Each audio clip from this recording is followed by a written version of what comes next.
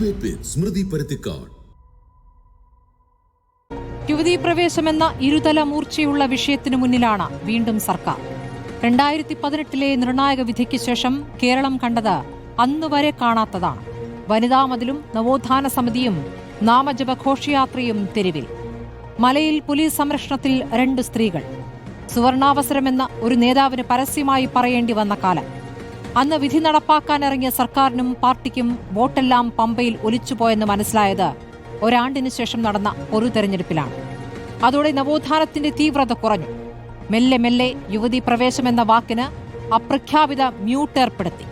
പക്ഷേ സ്വർണ്ണക്കൊള്ളയിലും ആഗോള അയ്യപ്പ സംഗമത്തിലും തല കുടുങ്ങിയിരിക്കുന്ന അതേ നേരത്ത് വീണ്ടും സുപ്രീം കോടതി തുറക്കുന്ന യുവതീ പ്രവേശന കേസ്. മാറ്റമില്ലാത്തത് മാറ്റത്തിന് എന്ന മാർക്സിയൻ ദർശനം മാത്രം പറഞ്ഞ് പ്രതികരിച്ച പാർട്ടി സെക്രട്ടറിയും വിശ്വാസികളുടെ താൽപര്യം പരിഗണിക്കണമെന്ന PB അംഗത്തിന്റെ ഉത്തരവും മുന്നിലൊരു യു ടേൺ ഉണ്ടെന്ന സിഗ്നൽ തന്നിട്ടുണ്ട്. ഹിന്ദു സാമുദായിക സംഘടനകളെ കൊണ്ട് നല്ലതു പറയിക്കാൻ ആഗോള അയ്യപ്പ സംഗമം നടത്തിയ സർക്കാർ ഇനി അവർക്കിഷ്ടമില്ലാത്ത നിലപാടെടുക്കുമോ? സർക്കാർ പെട്ടോ എന്നതാണ് ചോദ്യം.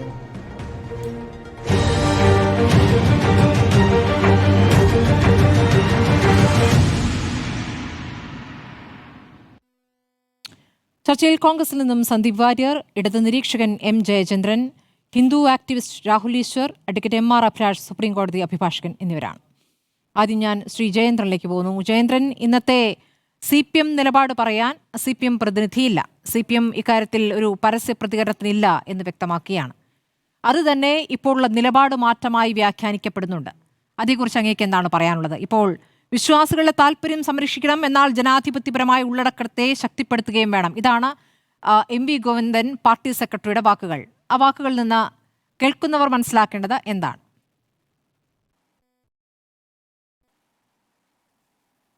ഇതൊരു ഈ ശബരിമല വിഷയത്തിൽ CPM ഗോവിന്ദൻ മാഷ് ഇന്നിപ്പോൾ പറഞ്ഞത് ഒരു പുതിയ കാര്യം പറഞ്ഞു എന്ന് വ്യാഖ്യാനിക്കാനാണ് സ്മൃതി ശ്രമിക്കുന്നത്. പക്ഷേ 2019 തന്നെ CPIM അക്കാര്യത്തിൽ ഈ ശബരിമല വിഷയത്തിലുള്ള വ്യക്തതയോടുള്ള നിലപാടെടുത്തിട്ടുണ്ട്. അതിതാണ് സുപ്രീം കോടതി ഭരണഘടനാ ബെഞ്ചിലേക്കാണല്ലോ ആ വിഷയം പോയേക്കുന്നത്. അപ്പോൾ വ്യക്തി സ്വാതന്ത്ര്യവും മതാചാരവും തമ്മിലുള്ള ഭരണഘടനാപരമായ സാധുത എന്ത് എന്നുള്ളത് പരിശോധിക്കാനാണ് ഇരിക്കുന്നത്.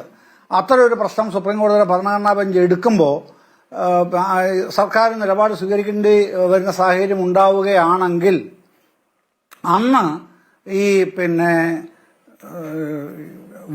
കേവലമായ നിലപാടുകൾ മാത്രമല്ല, സുപ്രീം കോടതി നിർദ്ദേശിച്ചിട്ടുള്ള നിലപാടുകൾ മാത്രമല്ല, അതിന് പകരം വിശ്വാസ സമൂഹവുമായും മത സാമുദായിക ആത്മീയ ആചാര്യന്മാരുമായിട്ടുൾപ്പെടെ ചർച്ച ചെയ്തിട്ടാവും സർക്കാർ ഒരു നിലപാട് സ്വീകരിക്കുക എന്ന് 2019 തന്നെ CPIM വ്യക്തമാക്കിയിട്ടുള്ളതാണ്, പരസ്യമായി പറഞ്ഞിട്ടുള്ളതാണ്. മുഖ്യമന്ത്രി പിണറായി വിജയൻ ആവർത്തിച്ച് ഇക്കാര്യം പൊതുസമൂഹത്തോട് പറഞ്ഞിട്ടുമുള്ളതാണ്. അതല്ലാതെ ഇന്ന് രാവിലെ വാർത്താസമ്മേളനത്തിൽ ഗോവിന്ദൻ മാഷ് ഒരു പുതിയ കാര്യം പറയുന്നു എന്ന മട്ടിലേക്ക് അതിനെ വ്യാഖ്യാനിക്കേണ്ടതായ ഒരു കാര്യവും നിലനിൽക്കുന്നതേ ഇല്ല. ശ്രീ ജയേന്ദ്രൻ, ഒറ്റവാചകത്തിൽ പറയാവുന്നതാണ്, യുവതീ പ്രവേശത്തെ അനുകൂലിക്കുന്നില്ല. കാരണം 2016 ഫെബ്രുവരി 6 ഉമ്മൻചാണ്ടി സർക്കാർ നൽകിയൊരു സത്യവാങ്മൂലം ഉണ്ടല്ലോ, യുവതീ പ്രവേശം ആവശ്യമില്ല എന്നുള്ളതാണ് ആ സത്യവാങ്മൂലം. ആ നിലപാടാണ് ഞങ്ങൾക്ക് എന്ന് പറയേണ്ടതുണ്ട്. കാരണം അതിനുശേഷം കൊടുത്ത സത്യവാങ്മൂലമാണ് അവിടെയുള്ളത്. അത് യുവതീ പ്രവേശത്തെ അനുകൂലിക്കുന്ന സത്യവാങ്മൂലമാണ്. അതിൽ നിന്ന് നിലപാട് മാറ്റി എന്ന് പറയുന്നത് 2019 തിരിച്ചടിക്ക് ശേഷമാണല്ലോ. അങ്ങനെയെങ്കിൽ അത് കൃത്യമായി വാചകമായി പറയണം. കാരണം കോടതി നടപടികൾ തുടങ്ങട്ടെ, ഈ ഭരണഘടനാ ബെഞ്ച് 9 അംഗ ബെഞ്ച് രൂപീകരിക്കട്ടെ, അതിനുശേഷം 9 അംഗ ബെഞ്ച് ആവശ്യപ്പെടട്ടെ എന്ന് പറയുന്നത് നിയമപരമായ കാര്യമാണ്. ഞാൻ ചോദിക്കുന്നത് നിലപാടാണ് ശ്രീ ജയേന്ദ്രൻ. കാരണം ഇക്കാര്യത്തിൽ നിലപാട് ഉയർത്തിപ്പിടിച്ചുകൊണ്ട് ഇവിടെ വനിതാ മതിൽ ഉണ്ടാക്കി, നിലപാട് ഉയർത്തിപ്പിടിച്ചുകൊണ്ട് നവോത്ഥാന സമിതി ഉണ്ടാക്കി. അപ്പോൾ ഒരു നിലപാടുണ്ടല്ലോ, ആ നിലപാട് എന്താണ്? ആ നിലപാട് ഇതാ, ഞങ്ങളിത് മാറ്റുകയാണെങ്കിൽ മാറ്റി എന്ന് തന്നെ പറയണം.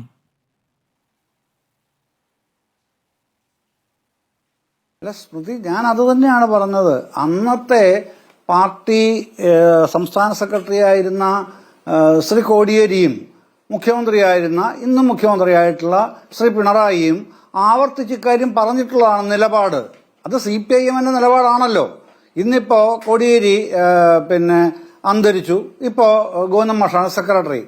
അദ്ദേഹത്തിന് ഇന്ന് അദ്ദേഹത്തോട് ചോദിച്ച ചോദ്യത്തിനനുസരിച്ചുള്ള മറുപടി പറഞ്ഞു. ആ മറുപടിയാണ് പറഞ്ഞിട്ടുള്ളത്. പക്ഷെ അന്ന് പറഞ്ഞിട്ടുള്ളത് നിലപാടുകളാണ് രണ്ടുപേരും പറഞ്ഞിട്ടുള്ളത്. അതിലെന്താണ് വ്യത്യാസം എന്താണെന്നേ? ആ കാര്യത്തിൽ അന്ന് പ്രഖ്യാപിച്ച 2019 പറഞ്ഞ നിലപാടിൽ CPIM പിന്നെ നാളിതുവരെ മാറ്റം വരുത്തിയിട്ടില്ല. മാറ്റം വരുത്തിയിട്ടില്ല എന്ന് പറയുമ്പോൾ എന്താണ് ഇക്കാര്യത്തിലുള്ളത്?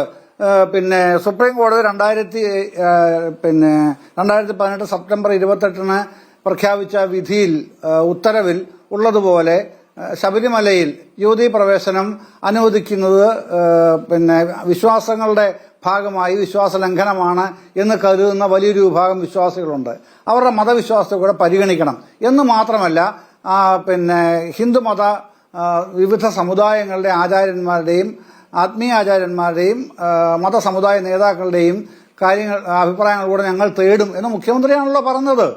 അത് പരസ്യമായി പറഞ്ഞത് മുഖ്യമന്ത്രി പറയുന്ന നിലപാടല്ല എന്നുള്ള നിലപാട് സ്മൃതിക്കുണ്ടോ? എനിക്കില്ല. ഏതായാലും മുഖ്യമന്ത്രി അന്ന് പറയുന്ന നിലപാടാണല്ലോ, അതേ നിലപാടാണ് ഇപ്പൊ നാളെ സുപ്രീം കോടതി. ഒന്നാം പിണറായി സർക്കാർ യുവതീ പ്രവേശത്തെ അനുകൂലിച്ച് നൽകിയ സത്യവാങ്മൂലം ഞങ്ങൾ അത് പിൻവലിക്കുകയാണ്, പുതിയ സത്യവാങ്മൂലം നൽകും എന്ന് പറയണമല്ലോ. അത് പറഞ്ഞിട്ടില്ല. ഇല്ല, അതൊക്കെ എന്താണ് നമ്മൾ ഈ ഒരു പ്രശ്നത്തെ എത്രത്തോളം റിജിഡ് ആക്കാം എന്നുള്ളതിന്റെ ഒന്നാന്തരം ഉദാഹരണമാണ് സ്മൃതിയുടെ ഈ ചോദ്യം. ഇത് ഭരണഘടനാ ബെഞ്ചിന് വിട്ട ഒരു വിഷയം കേവലം ഒരു സത്യവാങ്മൂലത്തിന്റെ പ്രശ്നമായിട്ട് എങ്ങനെയാണ് ഒതുക്കാൻ കഴിയുന്നത്? അത്ഭുതകരമാണ് ആ വ്യാഖ്യാന വൈഭവം കേട്ടോ, പറയാതിരിക്കാൻ കഴിയില്ല. ഇത് ഭരണഘടനാപരമായ പ്രശ്നമാണെന്നേ, അതുകൊണ്ടാണല്ലോ 9 അംഗ ബെഞ്ചിന് വിട്ടത്. എന്താണ് ഭരണഘടനാ പ്രശ്നം? മതാചാരവും വിശ്വാസവും തമ്മിലുള്ള സംഘർഷം. അതിനെ എങ്ങനെയാണ് ഭരണഘടനാപരമായി കാണേണ്ടത്? ഇതാണ് മുമ്പിലുള്ള ചോദ്യം. അത് സുപ്രീം കോടതിയുടെ മുമ്പിലുള്ള ചോദ്യമാണ്.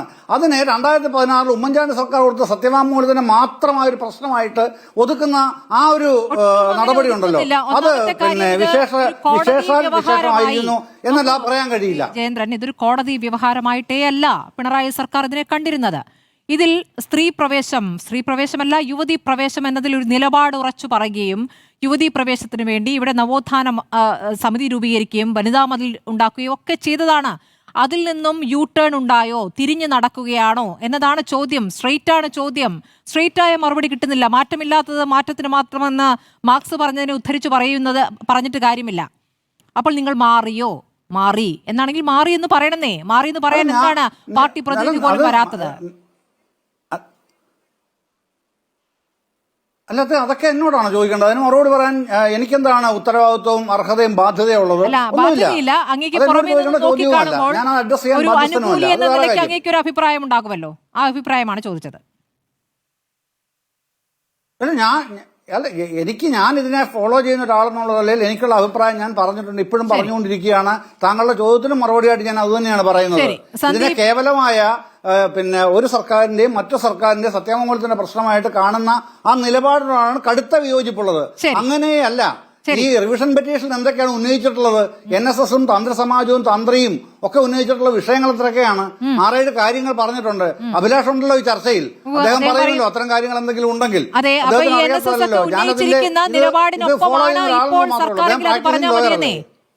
NSSന്റെ ഒക്കെ നിലപാടിനൊപ്പമാണെങ്കിൽ അത് പറഞ്ഞാൽ മതി. സന്ദീപ് വാര്യർ, നോക്കൂ സന്ദീപ് വാര്യർ, നിലപാടിൽ ഒരു പുതുമയില്ല എന്നാണ് ഇപ്പോൾ ശ്രീ ജയേന്ദ്രൻ പറയുന്നത്. 2019 ലോക്സഭാ തെരഞ്ഞെടുപ്പിലേറ്റ തിരിച്ചടിക്ക് പിന്നാലെ പാർട്ടി നേതാക്കൾ തന്നെ വീടുകളിൽ പോയി ഞങ്ങൾക്ക് പിഴവ് പറ്റിയെന്ന് പറഞ്ഞ കാര്യം നമ്മുടെ മുന്നിലുണ്ട്. ആ നിലപാടിലാണ് നിൽക്കുന്നത്. അപ്പോൾ ഒരു പുതിയ നിലപാടല്ല, 2019 ലോക്സഭാ തെരഞ്ഞെടുപ്പിന് ശേഷം എടുത്തിരിക്കുന്ന നിലപാടാണ്. അപ്പോൾ ഇപ്പോൾ ഇത് പറയേണ്ടി വന്നിരിക്കുന്നത് നാളെ ഇപ്പോൾ സുപ്രീം കോടതി ഈ വിഷയം പരിഗണിക്കാനിരിക്കുന്നത് കൊണ്ടാണ്. അപ്പോൾ നിലപാട് മാറ്റം അല്ലെങ്കിൽ ഒളിച്ചുകളി എന്ന പ്രതിപക്ഷ നേതാവിന്റെ വാദം ഇവിടെ നിൽക്കുമോ എന്നുള്ളതാണ് ചോദ്യം. നോക്കൂ, ഈ വിഷയത്തിൽ സുപ്രീം കോടതി പരിഗണിക്കാൻ പോവാണ്. ബഹുമാനപ്പെട്ട ഇടത് നിരീക്ഷകന്റെ വാദം എന്നെ അത്ഭുതപ്പെടുത്തുകയാണ്.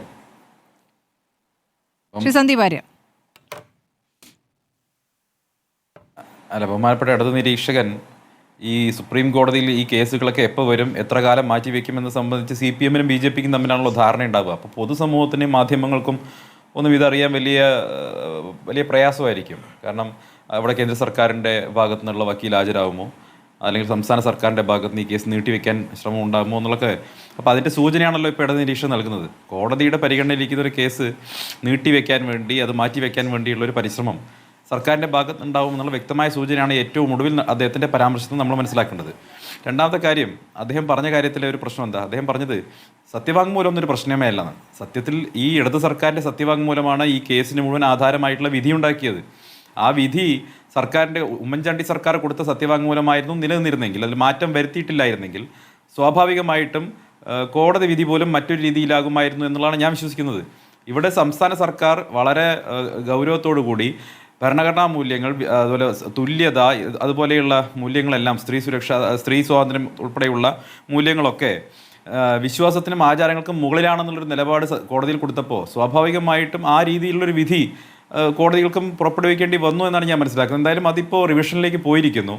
പക്ഷേ ഇവിടെ കേരളത്തിലെ ഇടതുപക്ഷ സർക്കാർ, പിണറായി വിജയൻ സർക്കാർ, അതിനുശേഷം തെരഞ്ഞെടുപ്പിൽ ഏറ്റ വലിയ പരാജയത്തെ തുടർന്ന് കേരളത്തിലെ ജനങ്ങളോട്, പൊതുസമൂഹത്തോട് പറഞ്ഞ ചില കാര്യങ്ങളുണ്ട്. അതിൽ വാക്ക് പാലിക്കുന്നുണ്ടോ എന്നുള്ളതാണ് അറിയേണ്ടത്. ആ വാക്ക് എന്താണ്? വാക്ക് ഇപ്പോൾ നേരത്തെ അദ്ദേഹം പറഞ്ഞതുപോലെ അവർക്ക് അതിലൊരു മനസ്താപമുണ്ടെങ്കിൽ, മാറ്റം വരുത്താൻ, ഗോവിന്ദമാഷ് പറഞ്ഞ പോലെ മാറ്റം വരുത്താൻ അവർ ആഗ്രഹിക്കുന്നുണ്ടെങ്കിൽ അത് എന്തുകൊണ്ടൊരു സത്യവാങ്മൂലമായി കോടതിയിൽ കൊടുത്തുകൂടാ? കോടതിയിൽ ഈ കേസ് പരിഗണിക്കുന്ന സമയത്ത് തീർച്ചയായിട്ടും സംസ്ഥാന സർക്കാരിൻ്റെ നിലപാട് സ്വാധീനിക്കപ്പെടില്ലേ? സംസ്ഥാന സർക്കാരിന് ഇക്കാര്യത്തിൽ ആചാരങ്ങൾ സംരക്ഷിക്കപ്പെടണം എന്നാണ് നിലപാടെങ്കിൽ തീർച്ചയായിട്ടും അത് കോടതിയിൽ ആചാരങ്ങൾ സംരക്ഷിക്കപ്പെടണം എന്ന നിലപാടിന് കൂടുതൽ കരുത്ത് നൽകില്ലേ? അപ്പോൾ ഈ CPM-ൻ്റെ സർക്കാരിൻ്റെ, പിണറായി സർക്കാരിന് ഈ ശബരിമലയിലെ ആചാരങ്ങൾ സംരക്ഷിക്കപ്പെടണമെന്ന് അല്പം പോലും ആഗ്രഹമില്ല എന്ന് മാത്രമല്ല, ഇത് താൽക്കാലികമായിട്ട് ടൈം ബൈയിങ് തന്ത്രമായിട്ടാണ് നമ്മൾ മനസ്സിലാക്കേണ്ടത്. വാസ്തവത്തിൽ ഈ കേസ് ഇപ്പോൾ വീണ്ടും സുപ്രീം കോടതി പരിഗണനയ്ക്കെടുക്കുമെന്ന പ്രതീക്ഷ അവർക്ക് ഒരുപക്ഷെ ഉണ്ടായിരിക്കില്ല. തീർച്ചയായിട്ടും അത് ആ പ്രതീക്ഷ ഇല്ലാത്തതുകൊണ്ടായിരിക്കണം ഒരു ടൈം ബൈയിങ് തന്ത്രം പോലെ ഇത് നീട്ടി കൊണ്ടുവന്നത്. വീണ്ടും സമയം നീട്ടിയെടുക്കാനും ഈ കേസ് ഇലക്ഷൻ കഴിയുന്നവരെ മാറ്റിവെക്കാനുമുള്ളൊരു പരിശ്രമം എന്തായാലും അവർ നടത്തുമെന്നുള്ളത് ബഹുമാനപ്പെട്ട ഈ ഇടത് നിരീക്ഷകൻ്റെ നേരത്തെ നടത്തിയിട്ടുള്ള പ്രസ്താവന എന്ന് വ്യക്തവുമാണ്. പക്ഷേ ജനങ്ങളെ പറ്റിക്കുകയാണ്, അയ്യപ്പ ഭക്തരെ പറ്റിക്കുകയാണ്, വഞ്ചിക്കുകയാണ്. ഇവിടെ അയ്യപ്പ ഭക്തരെ വഞ്ചിക്കാൻ വേണ്ടി, അവരെ തെറ്റിദ്ധരിപ്പിക്കാൻ വേണ്ടി നടത്തിയിട്ടുള്ള അയ്യപ്പ സംഘം പോലും ശബരിമലയിലെ ദേവസ്വത്തിൻ്റെ കോടാനുകൂടി വരുന്ന സ്വത്തുക്കൾ കൊള്ളയടിക്കാനുള്ള ഒരു ഉപാധിയാക്കി മാറ്റിയതും കേരളം കണ്ടതാണ്. അപ്പോൾ കോടാനുകൂടി വരുന്ന ദേവസ്വത്തിൻ്റെ മുതൽ സാധാരണക്കാരനായിട്ടുള്ള അയ്യപ്പ ഭക്തൻ പോയി കാണിക്കയിടുന്ന പണം, അത് ഇടതുപക്ഷ സർക്കാരിലെ ചില വേന്ദ്രന്മാർക്ക് അടിച്ചു മാറ്റാനുള്ള ഉപാധിയാക്കി അയ്യപ്പ സംഗമത്തെ മാറ്റുകയും മുഖ്യമന്ത്രിക്ക് കിടന്നുറങ്ങാൻ വേണ്ടി 1.5 ലക്ഷത്തിൻ്റെ സപ്രപഞ്ചക്കട്ടിൽ വാങ്ങിയിട്ടത് അടക്കമുള്ള വിഷയങ്ങൾ നമ്മുടെ മുന്നിൽ നിൽക്കുകയാണ്. ഇതെല്ലാം കേരളത്തിലെ പൊതുസമൂഹത്തിനിടയിൽ ഈ സർക്കാരിനെ കുറിച്ചിട്ടുള്ള വലിയ തോതിലുള്ള പ്രതിഷേധം വീണ്ടും ഉയർത്തിയിരിക്കുകയാണ്. എന്തായാലും ശബരിമല വിഷയം വീണ്ടും ഉയർന്നു വന്നിട്ടുള്ളത് സ്വാഭാവികമായിട്ടും ഇപ്പോൾ നിലപാട് വിശദീകരിക്കാൻ അവർക്ക് ബാധ്യതയുണ്ട്. നേരത്തെ ഇവിടുത്തെ വിശ്വാസികൾക്ക് നൽകിയിട്ടുള്ള ഉറപ്പ്, അതല്ലെങ്കിൽ ഞങ്ങൾ ഈ വിഷയത്തിൽ വിശ്വാസികൾക്കൊപ്പമാണ് എന്ന തരത്തിൽ നടത്തിയിട്ടുള്ള പ്രസ്താവനകളൊക്കെ ശരിയാണോ എന്ന് സംബന്ധിച്ച് ആ നിലപാട് വ്യക്തമാക്കേണ്ടത് കോടതിയിലാണ്. കോടതിയിൽ അവർ നിലപാട് വ്യക്തമാക്കാത്തിടത്തോളം കാലം നേരത്തെ മുഖ്യമന്ത്രി പിണറായി വിജയൻ എടുത്ത അതേ നിലപാടിൽ അവർ ഉറച്ചു നിൽക്കുകയാണെന്നാണ് വിശ്വാസികൾ കരുതേണ്ടത്. അതായത് പിണറായി വിജയൻ മുതൽക്ക് സ്വരാജ് വരെയുള്ള CPM-ന്റെ വലുതും ചെറുതുമായിട്ടുള്ള നേതാക്കൾ മുഴുവൻ ശബരിമലയിലെ അയ്യപ്പ ഭക്തരെയും വിശ്വാസങ്ങളെയും അധിക്ഷേപിച്ച് നടത്തിയിട്ടുള്ള പരാമർശങ്ങൾ മുഴുവൻ ഓൺ റെക്കോർഡ് കിടക്കുകയാണ്, പബ്ലിക് ഡൊമൈനിൽ കിടക്കുകയാണ്. നിങ്ങളുടേതടക്കമുള്ള ഡൊമൈനുകളിൽ സ്വരാജ് അടക്കമുള്ളവർ നടത്തിയിട്ടുള്ള അതിഹീനമായിട്ടുള്ള വിശ്വാസത്തിനെതിരായിട്ടുള്ള, ആചാരത്തിനെതിരായിട്ടുള്ള പരാമർശങ്ങൾ കിടക്കുകയാണ്.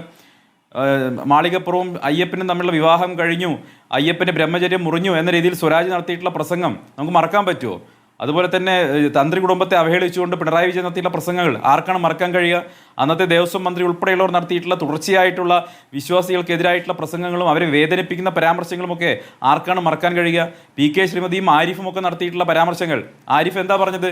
CPM ഒന്ന് വിചാരിച്ചാൽ 1 മിനിറ്റ് കൊണ്ട് 10,000-കണക്കിന് സ്ത്രീകളെ മല കയറ്റുമെന്ന് വെല്ലുവിളിച്ചല്ലോ ആരിഫ്. അതുപോലെയുള്ള പരാമർശങ്ങളൊക്കെ എങ്ങനെയാണ് നമുക്ക് മറക്കാൻ കഴിയുക? എങ്ങനെയാണ് പൊറുക്കാൻ കഴിയുക?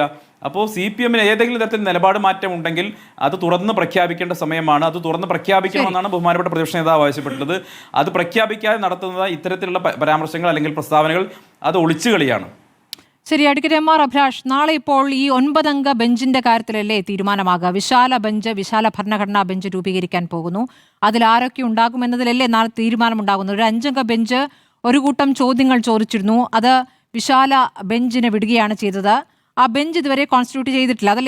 അതാണ് ഞാൻ മനസ്സിലാക്കുന്നത്. അപ്പോൾ അതിലാണ് നാളെ തീരുമാനമുണ്ടാവുക അല്ലേ? ചെറിയൊരു വ്യത്യാസമുണ്ട് സ്മൃതി.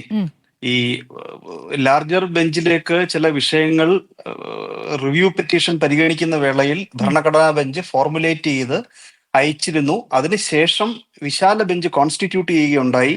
എന്നാൽ ഹിയറിംഗ് തുടങ്ങിയതിന് ശേഷം നിരന്തരമായി ഇരുന്ന് കേൾക്കുവാൻ അവർക്ക് സാഹചര്യം ഉണ്ടായിരുന്നില്ല എന്ന് മാത്രമല്ല, ആ 9-അംഗ ബെഞ്ചിനുണ്ടായ ഉണ്ടായിരുന്ന ജഡ്ജിമാർ ഒട്ടുമിക്ക പേരും വിരമിച്ചിരിക്കുകയും ജസ്റ്റിസ് സൂര്യകാന്ത് ഒഴിച്ചു ബാക്കി എല്ലാവരും വിരമിച്ചതായിട്ടാണ് മനസ്സിലാക്കാൻ കഴിയുന്നത്. ആ ഒരു സാഹചര്യത്തിൽ ഇനി 9 അംഗ ബെഞ്ച് രൂപീകരിക്കണമെന്നുണ്ടെങ്കിൽ ഭരണാധികാരം ഉപയോഗിച്ച് ബഹുമാനപ്പെട്ട ചീഫ് ജസ്റ്റിസ് 9 അംഗ ബെഞ്ച് രൂപീകരിക്കേണ്ടതായിട്ടുണ്ട്. അതിനൊരു മുന്നോടി എന്നുള്ള നിലയിലാണ് നാളെ ചീഫ് ജസ്റ്റിസിന്റെ കോടതിയിൽ പ്രഥമ പരിഗണനാ വിഷയമായി കോസ്റ്റ് ലിസ്റ്റിൽ ഈ വിഷയം ഡയറക്ഷൻ മാറ്റേഴ്സ് നിർദ്ദേശങ്ങൾ കൊടുക്കുവാനുള്ള കേസുകളുടെ കൂട്ടത്തിൽ ഇത് ലിസ്റ്റ് ചെയ്യപ്പെട്ടിരിക്കുന്നത്. അതുകൊണ്ട് നാളെ ഹിയറിംഗ് നടക്കുമ്പോൾ ഈ വിഷയം മെറിറ്റിൽ പരിഗണിക്കപ്പെടുകയില്ല.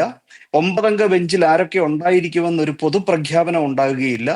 ഈ കേസ് കേൾക്കുന്നതിനെ കുറിച്ചും അതിന്റെ സമയഗണന സംബന്ധിച്ചും ഒരു തീരുമാനം, ഒരു ഉത്തരവ് വഴി വരുവാനുള്ള സാധ്യതയാണ് കൂടുതൽ പ്രകടമായിരിക്കുന്നത്.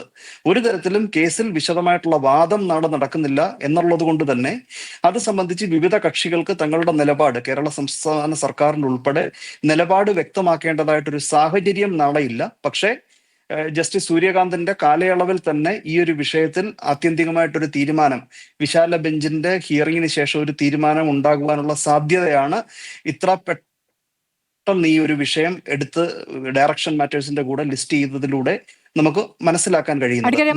ഈ സമയം വളരെ പ്രധാനമാണല്ലോ. തെരഞ്ഞെടുപ്പ് അടുത്തിരിക്കുന്നു, 2 മാസമേ ഉള്ളൂ. അപ്പോൾ ഈ 3 മാസത്തിനിടയ്ക്ക് തന്നെ ഇപ്പോൾ നിലവിലെ സർക്കാരിന് നിലപാട് അറിയിക്കേണ്ടതായി വരുമോ? അങ്ങേക്കിപ്പോൾ കൃത്യമായൊരു തീയതിയൊന്നും പറയാൻ സാധിക്കില്ലെങ്കിലും എങ്ങനെയാണ് അതിനൊരു നടപടിക്രമം? നാളെ ഇപ്പോൾ ബെഞ്ചുമായി ബന്ധപ്പെട്ട് പൂർണ്ണമായ തീരുമാനത്തിലേക്ക് ആരൊക്കെ ബെഞ്ചിൽ എന്നടക്കമുള്ള തീരുമാനങ്ങൾ ഉണ്ടാവുകയില്ലെങ്കിൽ അത് രൂപീകരിക്കാനുള്ള തീരുമാനം വളരെ പെട്ടെന്നുണ്ടാകുമോ? അതിനുശേഷം വളരെ വേഗം തന്നെ നടപടികളിലേക്ക് കടക്കുമോ? എങ്ങനെയാണ് മനസ്സിലാക്കുന്നത്? സ്മൃതി, ഈ 9 അംഗ ബെഞ്ചിന്റെ മുൻപിൽ ഉന്നയിക്കപ്പെട്ടിരിക്കുന്ന ചോദ്യങ്ങൾ, അത് 9 അംഗ ബെഞ്ച് കുറച്ചുകൂടെ അതൊന്ന് റിഫൈൻ ചെയ്തിട്ടുണ്ട്. ആ വിഷയങ്ങളൊക്കെ കേട്ട് തീരുമാനിച്ചതിന് ശേഷം പിന്നീട് റിവ്യൂ ബെഞ്ച് ഇരുന്നിട്ടാണ് ഈ ശബരിമലയുമായി ബന്ധപ്പെട്ട് സ്പെസിഫിക് ആയിട്ടുള്ള പുനഃപരിശോധനാ ഹർജികൾ തീരുമാനിക്കപ്പെടുകയുണ്ടാവുക. അപ്പൊ ഇവിടെ 9 അംഗ ബെഞ്ചിന്റെ മുൻപിൽ ശബരിമല ആസ് സച്ച് ഒരു വിഷയമായിട്ട് ഉന്നയിക്കപ്പെട്ടിട്ടില്ല എന്നുള്ളത് കൊണ്ട് തന്നെ അത് സംബന്ധിച്ചൊരു സത്യവാങ്മൂലം സർക്കാരിന് ഇപ്പോൾ നൽകേണ്ടതായിട്ടില്ല. ഈ വിഷയത്തിന്റെ വാദം നടക്കുന്ന വേളയിൽ ഈ വിശാല ഭരണഘടനാ വിഷയങ്ങൾ ചോദ്യമായി ഉന്നയിക്കപ്പെട്ടിരിക്കുന്നത് കൊണ്ട് അതിന്റെ വാദം അവതരിപ്പിക്കുന്ന വേളയിൽ തങ്ങൾക്ക് നിലപാട് മാറ്റമുണ്ടെങ്കിൽ അത് വാദം വഴി വ്യക്തമാക്കാനും ആവശ്യമെങ്കിൽ അതിന് ഉപോദ്ബലകമായിട്ട് ഒരു സത്യവാങ്മൂലം നൽകുവാനും സർക്കാരിന് കഴിയും. പിന്നീട് കേരളത്തിൽ ഇലക്ഷൻ നടക്കുന്നു എന്നുള്ളത് ബഹുമാനപ്പെട്ട സുപ്രീം കോടതിയെ പോലൊരു വലിയ നാഷണൽ ഇൻസ്റ്റിറ്റ്യൂഷനെ സംബന്ധിച്ചിടത്തോളം ഒട്ടും പരിഗണിക്കേണ്ടതായിട്ടുള്ള വിഷയമല്ല. രാഷ്ട്രീയ പാർട്ടികൾക്ക് ഒരുപക്ഷെ തങ്ങളുടെ ഭാഗ്യ ദൗർഭാഗ്യങ്ങളെ കുറിച്ചൊക്കെ ചിന്തിക്കുവാനും നിലപാടുകൾ മാറ്റിയെടുക്കുവാനും അടവ് നയങ്ങൾ സ്വീകരിക്കുവാനും ഒക്കെ ഈ തെരഞ്ഞെടുപ്പ് കാലം ഒരുപക്ഷെ വഴി തുറന്നേക്കാം. കോടതിയെ സംബന്ധിച്ചിടത്തോളം ഇത്ര നാളായി പെൻഡിങ് ആയിട്ട് കിടക്കുന്ന ഒരു 9 ജഡ്ജ് ബെഞ്ച് മാറ്റർ അത് കേട്ട് തീർക്കുക, വലിയ കാലവിളംബം ഉണ്ടാകാതെ അതിനകത്തൊരു തീരുമാനം ഉണ്ടാക്കുക എന്നുള്ളത് ഒരു കോൺസ്റ്റിറ്റ്യൂഷണൽ ഡ്യൂട്ടിയാണ് എന്നുള്ള ഒരു ഉത്തരവാദിത്വ ബോധത്തിൽ നിന്നായിരിക്കാം ജസ്റ്റിസ് സൂര്യകാന്ത് പവർ അസ്യൂം ചെയ്തതിനു ശേഷം ഇതൊരു പ്രഥമ പരിഗണനാ വിഷയങ്ങളിൽ ഒന്നായിട്ട് കണക്കാക്കുകയും ആരും ചിന്തിക്കാത്ത ആ ഒരു വേഗതയോടുകൂടി തന്നെ അദ്ദേഹം ഈ കേസ് ഹിയറിംഗിന് എടുക്കുകയും ചെയ്യുന്നത്. പക്ഷെ അത് കേരളത്തിലെ തെരഞ്ഞെടുപ്പുമായിട്ട് നേരിട്ട് ബന്ധമുണ്ട് എന്ന് പറയുമ്പോൾ നമ്മുടെ നിയമവ്യവസ്ഥയെ കേരളത്തിലേക്ക് മാത്രം നാം പരിമിതപ്പെടുത്തുന്നതിന് തുല്യമാണ്. പക്ഷേ കക്ഷികൾക്ക് വാദം തുടങ്ങുന്ന വേളയിൽ അവരുടെ മാറുന്ന നിലപാടുകൾ മാറിയിട്ടുണ്ടെങ്കിൽ അത് ശക്തവും വ്യക്തവുമായിട്ട് പ്രകടിപ്പിക്കുവാനുള്ള അവസരം കിട്ടുന്നതാണ്. ശരി, രാഹുൽ ഈശ്വർ, ഇപ്പോൾ യുവതീ പ്രവേശത്തെ സന്നിധാനത്ത് വിരൽ മുറിച്ച് തടയാൻ ആലോചിച്ച ആളാണല്ലോ താങ്കൾ. ഇപ്പോൾ സർക്കാർ എടുത്തിരിക്കുന്ന നിലപാട്, ഇപ്പോൾ പറയുന്ന മാറ്റമില്ലാത്തത് മാറ്റത്തിന് മാത്രം എന്നുള്ള പ്രതികരണം, അതിനെ അങ്ങിപ്പോൾ എങ്ങനെയാണ് കാണുന്നത്? അങ്ങ് മനസ്സിലാക്കുന്നത് എങ്ങനെയാണ്? വളരെ സ്വാഗതാർഹമാണ്. മാറ്റമില്ലാത്തത് മാറ്റത്തിന് മാത്രമാണെന്ന് CPM നിലപാടിനെ കുറിച്ച് ശ്രീ ഗോവിന്ദൻ മാഷ് പറഞ്ഞതിനെ വളരെ സ്വാഗതം ചെയ്തു. നല്ലതാണ്, തെറ്റായ കാര്യങ്ങളുണ്ടെങ്കിൽ ശരിയായി മാറണം. അതോടൊപ്പം ഒരു കാര്യം കൂടെ പറയാൻ ഞാൻ ആഗ്രഹിക്കുന്നു. അതായത് ഈ വിഷയം എന്താണെന്ന് നമ്മളൊന്ന് മനസ്സിലാക്കണം. ഞാൻ അധിക സമയം എടുക്കില്ല, 1.5 മിനിറ്റ് മാത്രമേ എടുക്കുള്ളൂ. അതായത് ഇത് എന്റെ മുത്തശ്ശിയാണ് ശബരിമല കേസിൽ ആദ്യമായിട്ട് അറസ്റ്റ് ചെയ്തത്. രണ്ടാമത് അറസ്റ്റ് ചെയ്തത് എന്റെ അമ്മയാണ്. മൂന്നാമത് അറസ്റ്റ് ചെയ്ത പ്രയാർ ഗോപാലകൃഷ്ണൻ സാറിനെ പിന്നീട് എന്നെയാണ്. അവരെ എല്ലാം അറസ്റ്റ് ചെയ്ത് ശബരിമലയിൽ നിന്നാണ്. ശബരിമലയിൽ സ്ത്രീകൾക്ക് കയറാൻ യാതൊരു ബുദ്ധിമുട്ടുമില്ല.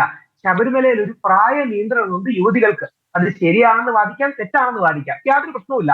ശരിയാണെന്ന് വാദിക്കുന്നവർ അത് വിശ്വസിച്ച് അങ്ങോട്ട് വന്നാൽ അത് ഇല്ലാത്തവർക്ക് വിശ്വസിക്കാതിരിക്കാനുള്ള എല്ലാ അവകാശവും നമ്മുടെ ഭരണഘടന കൊടുക്കുന്നുണ്ട്. അപ്പൊ യഥാർത്ഥത്തിൽ ശബരിമലയിൽ സംഭവിച്ചത് ഒരു പ്രായ നിയന്ത്രണത്തെ ലിംഗവിവേചനമായി ചിത്രീകരിച്ചുകൊണ്ട് പല ആൾക്കാരും മുമ്പിലേക്ക് വന്നു. ഇനി റിപ്പോർട്ടറിലെ ചാനൽ ചർച്ച വളരെ പ്രധാനമാണ്. ശബരിമലയിലെ ആദ്യ പ്രക്ഷോഭം അത് ഞങ്ങൾ അടക്കമുള്ള ഒരു കോളേജിട്ടാണ് വന്നത്. തിരുവനന്തപുരത്തെ OTC ഹനുമാൻ ടെമ്പിളിൽ 1500 പേര് വന്നിട്ടുണ്ടായിരുന്നു. അതിനുശേഷമാണ് പന്തളത്തെ മഹാസംഗമം നടക്കുന്നത്.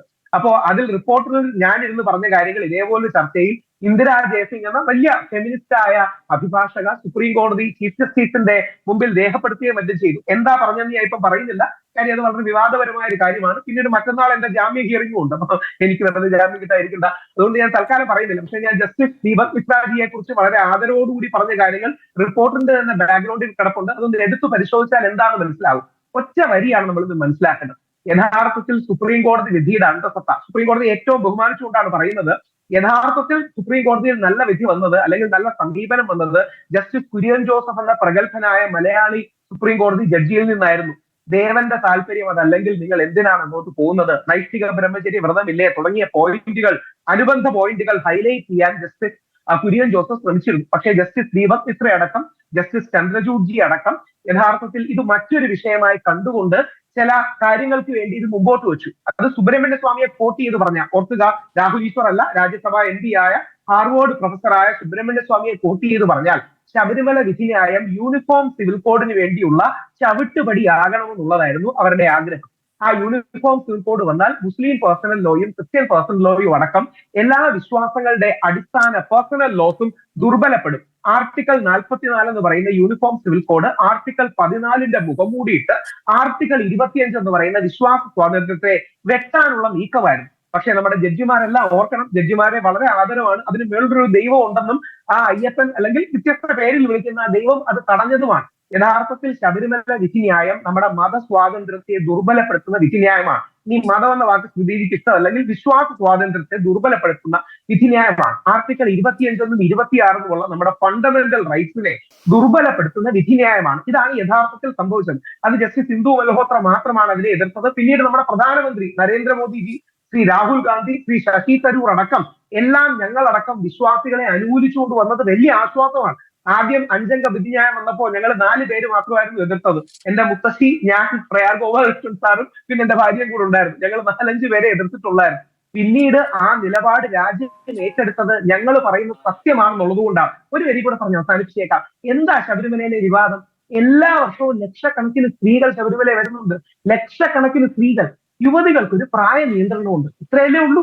ഈ പ്രായ നിയന്ത്രണം മാത്രമുള്ളതിന് ആർട്ടിക്കിൾ 14 സമത്വവും തുടങ്ങിയ കാര്യങ്ങൾ എങ്ങനെ വരും? യഥാർത്ഥത്തിൽ CPM കാരി വിധി പഠിച്ചിട്ടില്ല എന്നുള്ളതാണ് സത്യം. ഒരു CPM കാരനെ അഭിനന്ദിച്ചുകൂടെ നിർത്താൻ അവസാനിപ്പിക്കുകയാണ്.